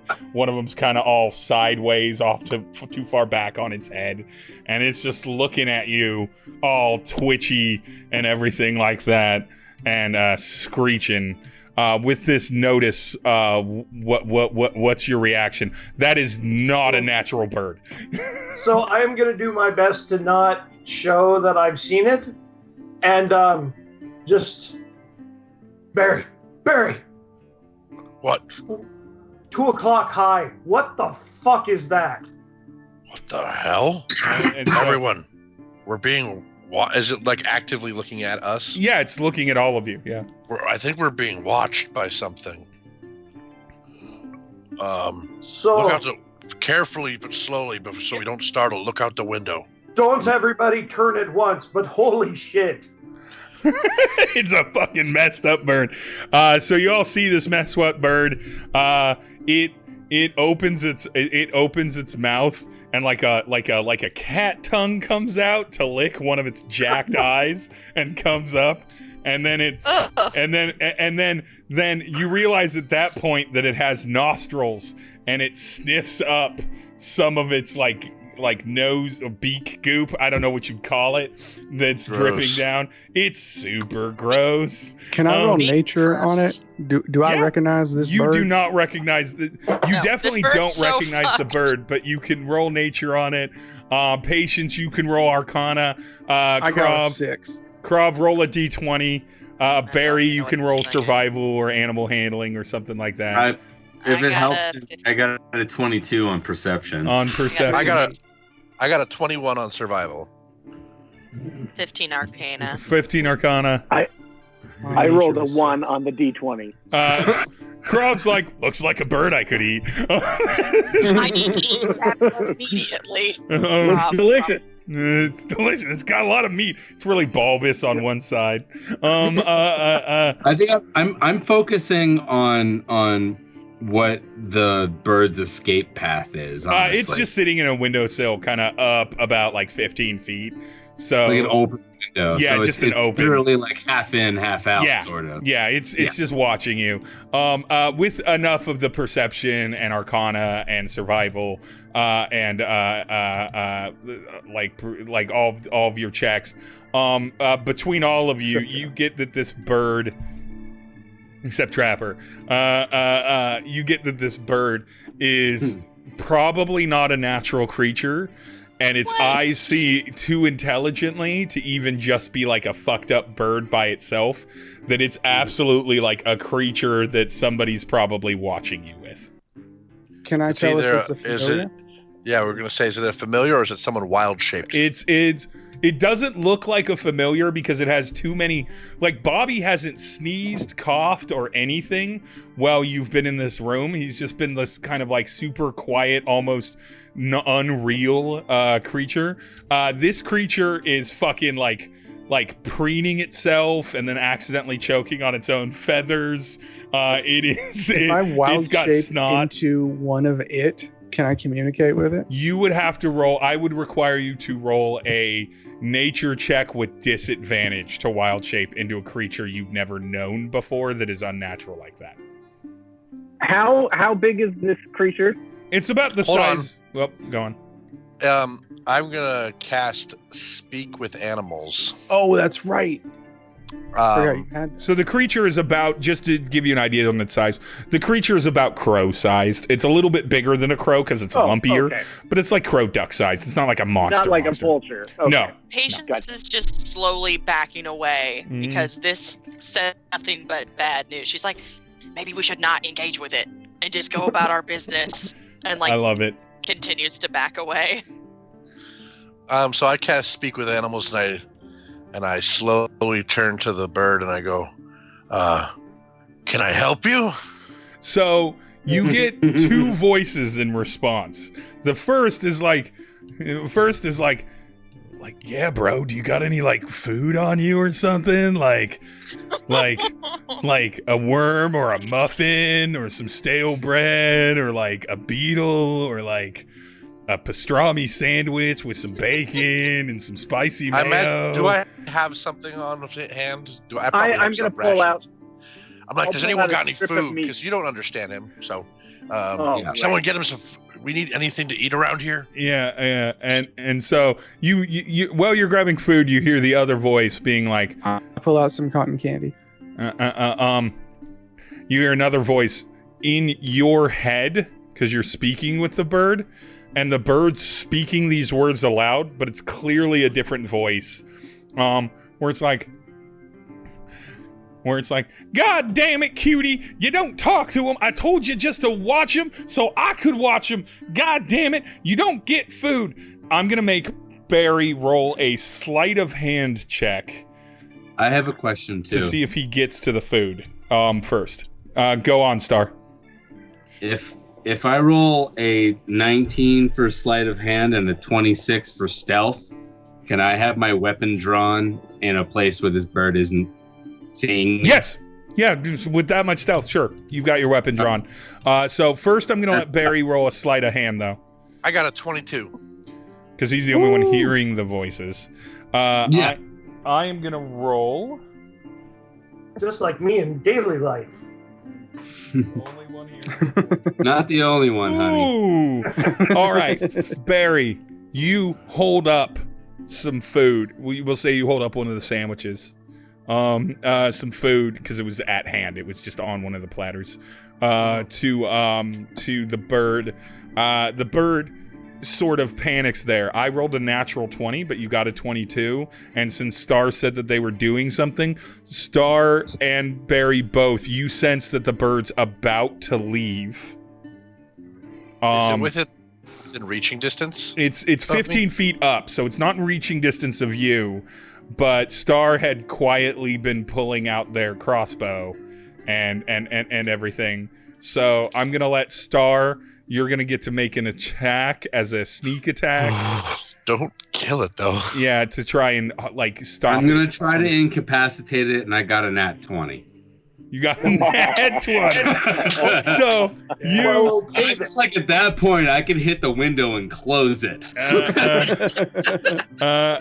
So you hit Balloony you hit the bird at an angle that's nigh impossible, where instead of your impact pushing it out the window, it pushes it in the window. Fortunately, you just hit one of the tumors on its body. The tumor bursts, but it does hurt the bird. And so the bird is covered in shots, part 4. Yeah, great trick shot. So the bird and Barry just lunges to grab the bird. Yeah, flutters back down in, and they're like, "Oh man, you said that I was gonna get some food. It looked like you were gonna give me a sandwich, and then this. Give you some food. Oh, bro!" And the other voice, I hand the bird the food still. The other voice is like, "Man, I knew I should have fed you before we left. I didn't want you on a full stomach, but god damn it!" And it just goes, "Fuck this!" And then that voice just goes away, and the bird's like, "Oh god, yes!" And just starts like fucking wharfing at the sandwich, like just going for that sandwich, going in like a goddamn Subway commercial before its advertiser was a pedophile.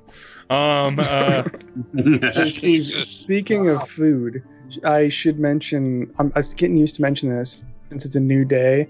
Yesterday I had an open spell slot left. Can I say that I cast Goodberry before having the long rest? Goodberries. 10 Goodberries. Goodberries last for about 24 hours, and since you cast it at like 4 a.m. in the morning, I'll allow that. Yeah, that's fine. I also have Goodberries prepped, Josh, if you need something. Excellent. So there's plenty of good berries to be had in case any of you goes down. This bird is just gratefully eating this sandwich, and he's like, "Oh God, I hate it when he's in my head like that." To Barry. Who was in your head? Oh God, that Skeeter douchebag. I guess you could call him Dad. My dad was in my head. They don't hear. I'm the only one Barry's the only one who understands this bird. Okay. It speak with animals. It's like very uncomfortable in the corner. Bobby pops up and he's like, doesn't Trapper have that ability too, or is that just like persuade animals? I'm good. I'm an animal person. He could technically prepare that spell. But the furbog. I thought you had a furbog of ability. Oh, maybe you do. I have some like innate stuff. Yeah, but I'll look at it. We'll say that at this point, Barry right now is the only one who can understand him. So, features and traits. However, apparently this thing is some creation of Skeeter. Yeah, and then Patience is like, I knew it. I knew it. Okay, I can communicate with, though not understand, beats and plants, but I have advantage on charisma checks to influence them. Yeah. Okay, it was influence. That's what I thought. Yeah, that makes sense. Yeah. Good to know. So the bird eats it, and he's like, I guess it's my dad, you know. Even though this is a weird ass bird, I'm like, I'm gonna pet it just to like make it friends with it. Oh man, thanks, man. That feels real good. And then as I'm petting it, I'm going to cast my other spell, Beast Sense. And it basically means that when I touch a willing creature, I can see through their senses and kind of get inside their head. We've seen Beastmaster. How long does that last? How long does Beast Sense last? Up to an hour. Okay. So it doesn't even notice that you cast Beast Sense on it. It's just like, it's too into the food. David walks up, just to make this easier for the party now that you've got the bird, and there's going to be some role play with the bird. David walks up and he's like, see, you got a bird there. Or see, you're talking to a bird there, and he looks at Barry, and then he's like, looks at the rest of the group, and then he just flips a little coin near the bird. And it's a very small coin, and the bird immediately grabs it up, and so now when the bird talks, everyone can hear it. And David's like, No problem. Just acting for the DM to make this a little bit easier, and he just walks off. Steven, I was just starting to pose, like kind of just like lay. Roll performance. Roll performance with advantage on your pose to seduce a little, like to add a little bit. Wink at David a little bit. Yeah, to flirt. Right. Roll advantage on performance to flirt with this gnome. Right. 17. Ooh, that's very good. He's like, Mojo is strong. and he just look as he's walking off. As he's walking off, you can see he's like flexing a little bit, and he just turns and he's like, you don't already got to sell what someone's ready to buy, and then just keeps walking, just super open with it and everything. And he's like tonight. I ship Like, it. I ship it. Basically, I've already rolled a nat 20 on that luck check. I mean, we'll still have him in the campaign, but the luck will be to work downward, not I'm upward. gonna say, why don't you go? Oh, I will work downward. Don't work. Just this 6'9" tabaxi, just like rocking this gnome's world. I'll make this. Wait. They finna make this cat down. downward dog like yoga. Wait, what was that, Greg? Am I the only one who thinks we need to call in a sketch artist right now? Who make the bids? And I just say, okay, Bert. Okay, friend. Here's another sandwich. Go on your home to your dad. And he's like, well, like, I could hang out if you guys got all these sandwiches. If you go on home to your dad, then come back tomorrow, I'll give you another sandwich. Well, I mean, that sounds like a great idea. Well, Barry, how many sandwiches you got to share, buddy? A lot. There's a bunch on the table. I just look at you guys and nod and say, just trying to like nonchalantly signal, like, I got this. Mm-hmm. But yeah, Just try. okay, I guess I None of will us not know. talk to the bird. yeah. None of us know Barry has any of these abilities, too. Oh shit! I thought that was David. So the bird is. What I'm trying to do is get the bird to go back to. No, I Skeeter. know what you're trying Yeah. to We do. did Like, that, I just. our So the characters bird, don't. yeah, the bird is looking at them. Bird is looking at them all and is like, I stand up and I yell at the bird, "Booga booga booga!" what is that supposed to be? I stare at I Trapper. don't know, man. I thought you And would just fly off. Trying to startle you. I'm kind of built like a scarecrow. The bird looks off and he's like, well, I'm a little full now, so I'm gonna have to take a few minutes before I fly off. My body mass to sandwich ratio is really thrown off right now. And you can see he like tries to lift off and he just sinks back to the ground and everything. All right, and he's man, I'm like, but I sorry, will lost go my back. friend. I will, if you're giving out sandwiches, you got a customer, buddy. So what are y'all doing? Like, what do y'all like to do for fun? I guess we're hanging out for a bit. What do you guys like to do for fun? We were gonna go hang out with Skeeter. What's Patience trying to get the bird to do? Yeah, Patience. What do you? I just wanted to, like, ask some questions. It seemed like now would be a good time Yeah. to do that. Yeah, Okay. Bird Do we seems have to go on chill. the way back to Scooter?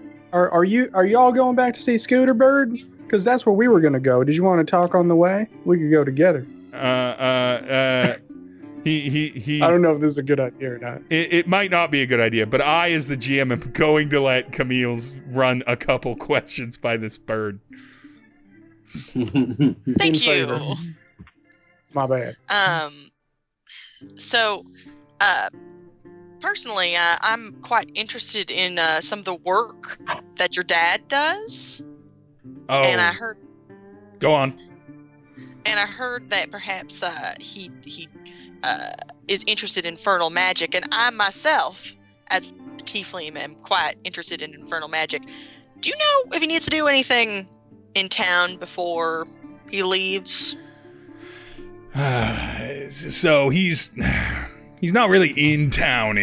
He's kind of off a ways a bit. It's a bit of a long. It's a bit of a long flight. It takes me a couple hours either direction.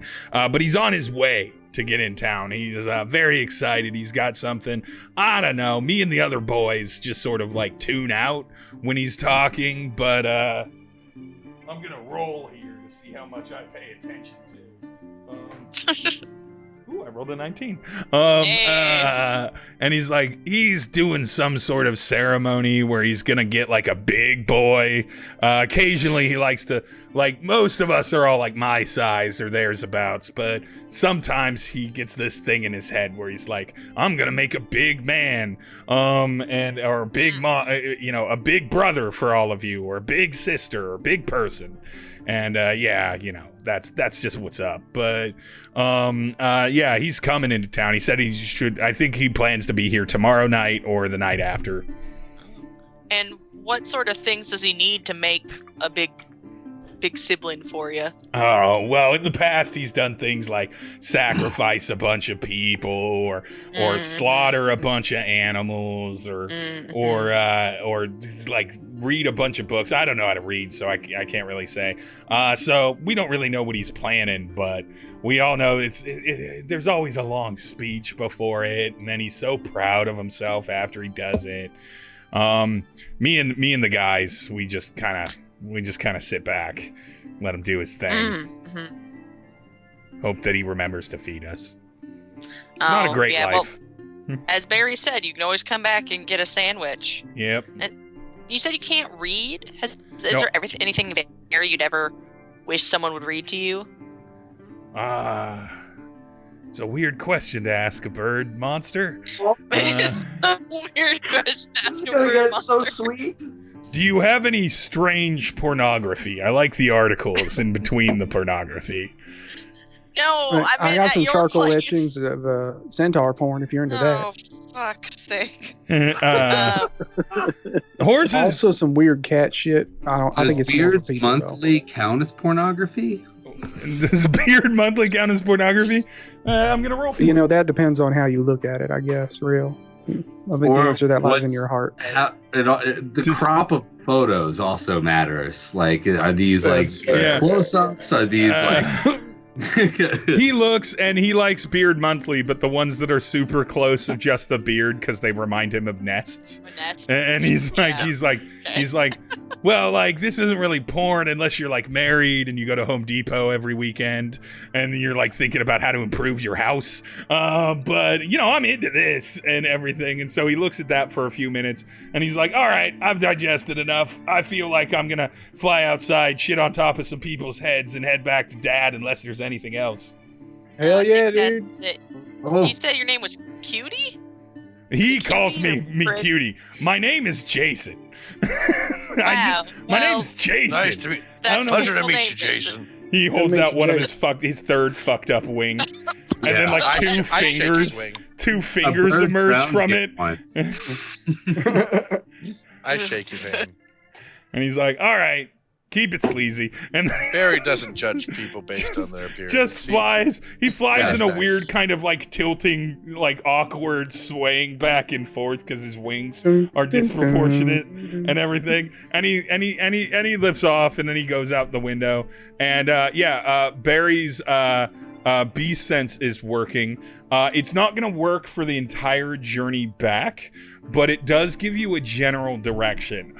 He definitely goes northeast, and Barry, with his general just kind of like knowledge of survival and the area and his kind of like, I'm going to take a look around the area outside, is going to know that he is heading northeast past the ruins of like an old like temple-y place, and up out toward these like large vertical rock faces that are for those on the Twitch looking at the map that I've shared of Litet in full.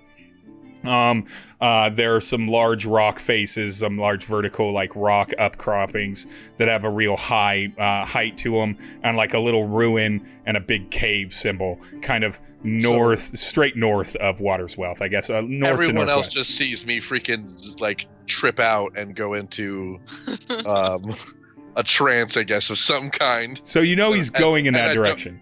And I don't move for like an hour. Mm-hmm. Yeah, Barry just sits there for like an hour. He's going that direction, and Bobby's like, you guys are nice. Like, Goodhammer would never just give an ugly bird food. That's so weird. Also, I didn't know birds ate sandwiches. Also, what's up with that guy looking at Barry? Also, Patience, Miss Patience, do you want me to tell you anything about what I read last night? Yes, I appreciate your inquisitive mind, and I will answer some of your questions once you tell me about what you read about. So, it looks like this whole area was run by some kind of, some sort of like sorcerers league. Back, I don't know how old this book is, but this book is actually talking about history, so it's even it's even longer back than what it was. But it looks like a couple thousand years back before this book was written, there was a kingdom here, and it was very different, and they talk a lot about woods and glades and meadows and things that I haven't seen in these areas, in significance, and there was a sorcerers league or guild of some sort that seems to have been really like advanced. They did everything with magic. They floated around with magic. They transported themselves with magic. It's like everything. Like a lot of them honestly would probably be pretty out of shape. And so Did it say where their headquarters was? Yeah, it does. It does say where their headquarters is. Because it wasn't like I haven't seen an official map of the area, but I saw one when Goodhammer was looking at it, and it looks like their headquarters was actually down south at this place called Grimhall or Greymall or something like that, down at the very south of the continent, just west of the Grand Range Mountains. Oh, so not like here, but no, this was just a city area. This used to have all this area apparently used to be like, and when I say all this area, I mean for miles in every direction. It used to all be city. It all used to be city. Yeah. Oh, that does match with some of the weird things I've found.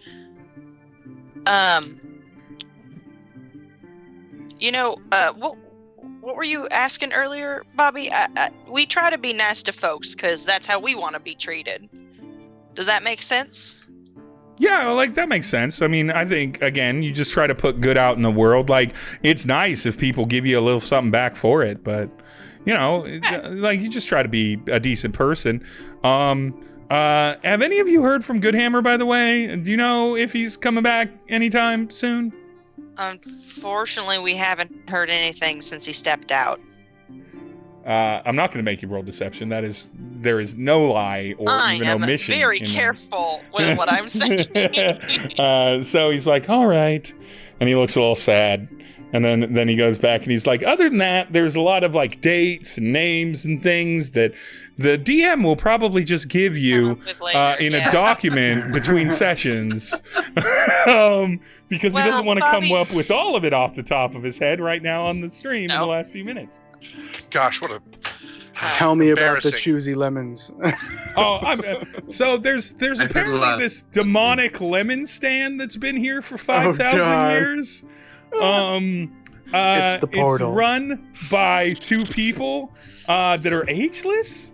They might be gods. The it's 10 unclear. spots, and it's right in the center.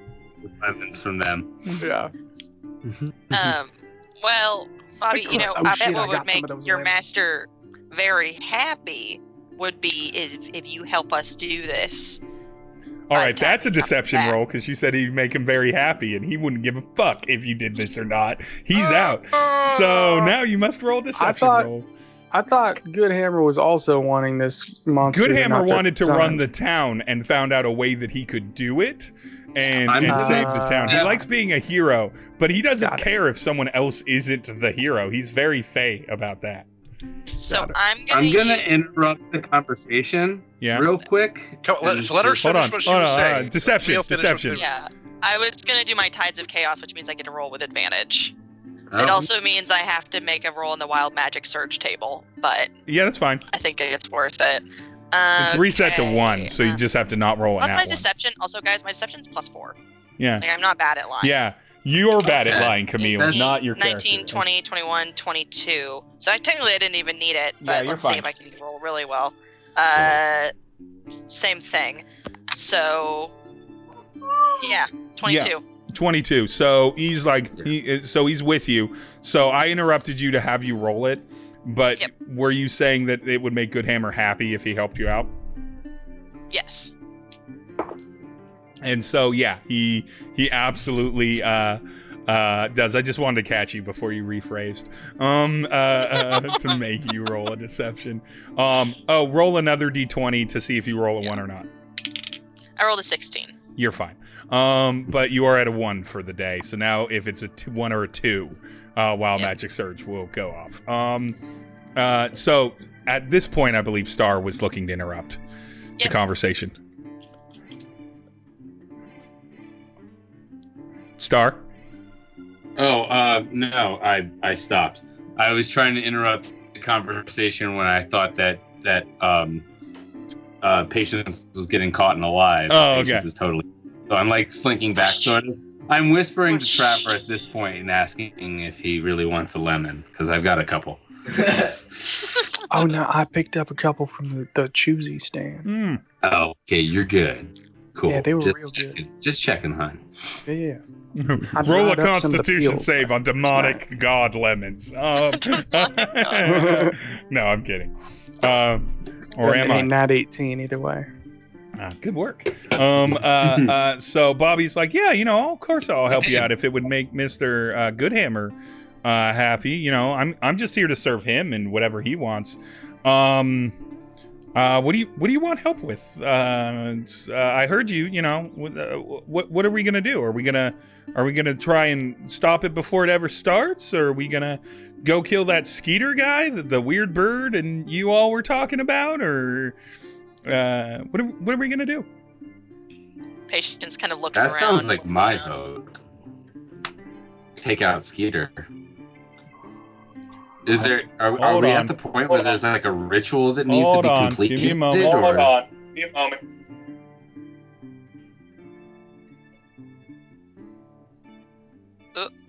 Had to ban someone. Sorry about that. And we're also getting an echo again. Yeah, I don't know why we're all getting an echo again. I don't know. It might Steve, be me since I'm the only one with a different setup than usual. What? I do not have Twitch up now. I do have Twitch up, but it is successfully muted. So, it might be Skype, but it's gone away. Yeah. Okay. Cool. Sometimes it happens, I guess. It's weird. Yeah. It might be me. I'm normally not on just the webcam and the laptop audio, but hopefully it's not me. Hopefully it's not you. I don't think it is. Sounds like it's gone. It's gone now, but nonetheless. So Bobby leaves with the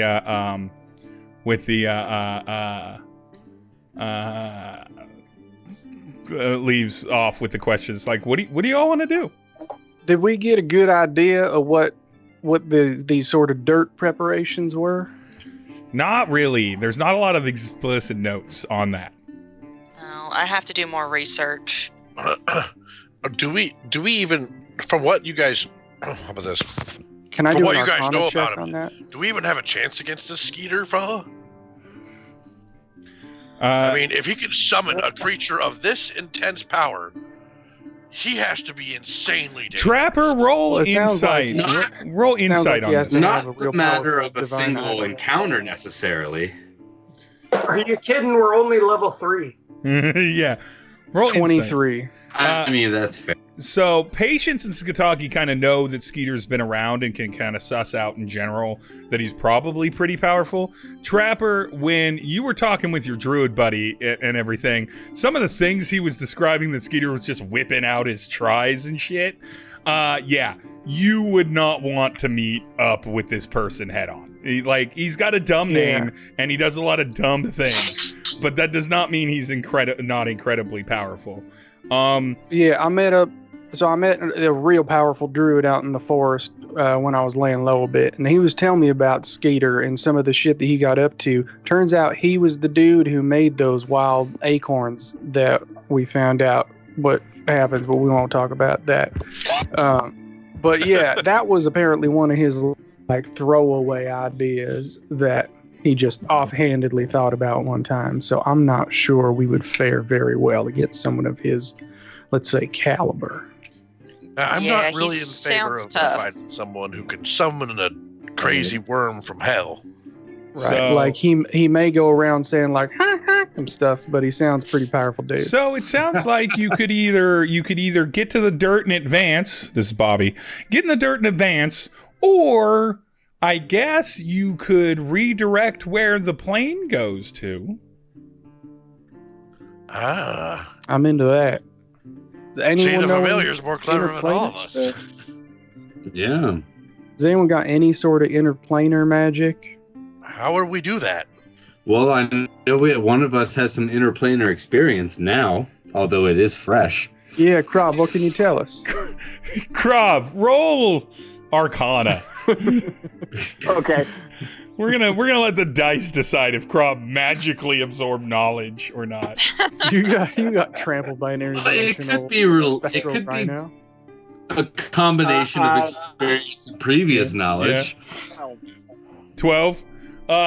You know that there's lots and lots of other dimensions, and you know that in your particular experience,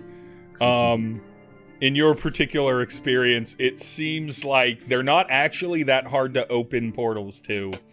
If a single trap could travel through a bunch of them.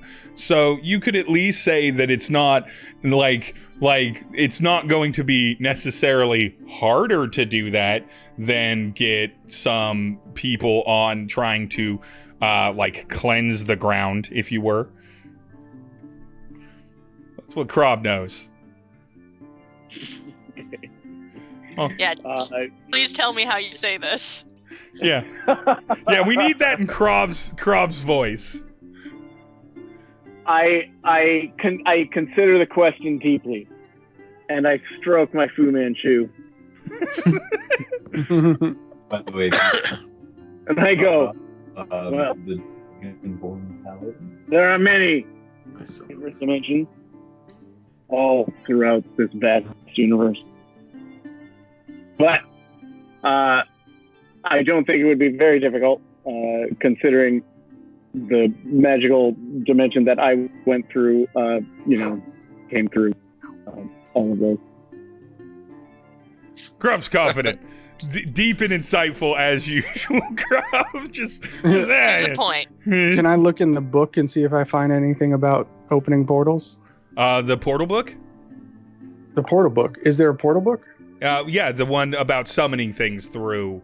That there. seems like a good place to start. So you look through the summoning book and everything. Roll an Arcana check. 16 plus, I think it's 2. Yeah, 18. Did you take messenger? 18. All right. I don't see anything. You begin to see Oh, that you sent me a picture. of the you begin to see, Trapper, that that there are a lot of spells about how to open portals and stuff and summon things through, which gives you enough of an idea that if you spent some real time studying this book, y'all could figure out how to do rituals to get this to go to a different portal. But the only way that you would know what to do it is it would be a portal that was already defined as something that someone could summon a monster out of. So all you'd have is like a portal in one wood slammer's mansion upstairs in the hallway for rhinoceroses. Yeah, that portal area would definitely have some length. You'd also know that once a portal has been opened, it's easier to open a portal in that location again. It weakens the veil between planes. I look up from the book and I say, "Hey y'all, I think I'm hatching a scheme." A scheme. And then I relay that information. And with that, it being exactly 10 p.m., we will stop there. As now you all have a path on how you're going to stop this situation. Before we end the stream, though, I would like Star, Trapper, just Star and Patience to roll d20s and tell me what numbers you get. Okay. Uh-oh. I got a 14. I got a 19. All right, and with that 14 and 19, we will discover what those numbers mean in the next session. I should probably say that I got a 2. Trapper, you would not have rolled because you were a cat. Oh wait, actually you were a 2. You weren't a cat before this. All right, we'll leave it to that. And we can find out what happens in the next session of our wonderful posse and their journey now that they've discovered that they have to prevent essentially a Water's Wealth apocalypse, potentially a Litet apocalypse, honestly, and maybe foil Skeeter. Thank you all for playing. You can, everyone watching on the Twitch, this is every Tuesday night, 7:30 p.m. Pacific, Through the Mill. You can catch up over on the YouTube, youtube.com/throughthemill. Feel free to follow us here as well to get it live. We also have other streaming events here. You can follow Dying of Exposure across the internet at Dying of Exposure on Twitter, Facebook, dying_of_exposure on Instagram, or go to the website dyingofexposure.com. Thank you very much. Thank you to my players, and you all have a good night.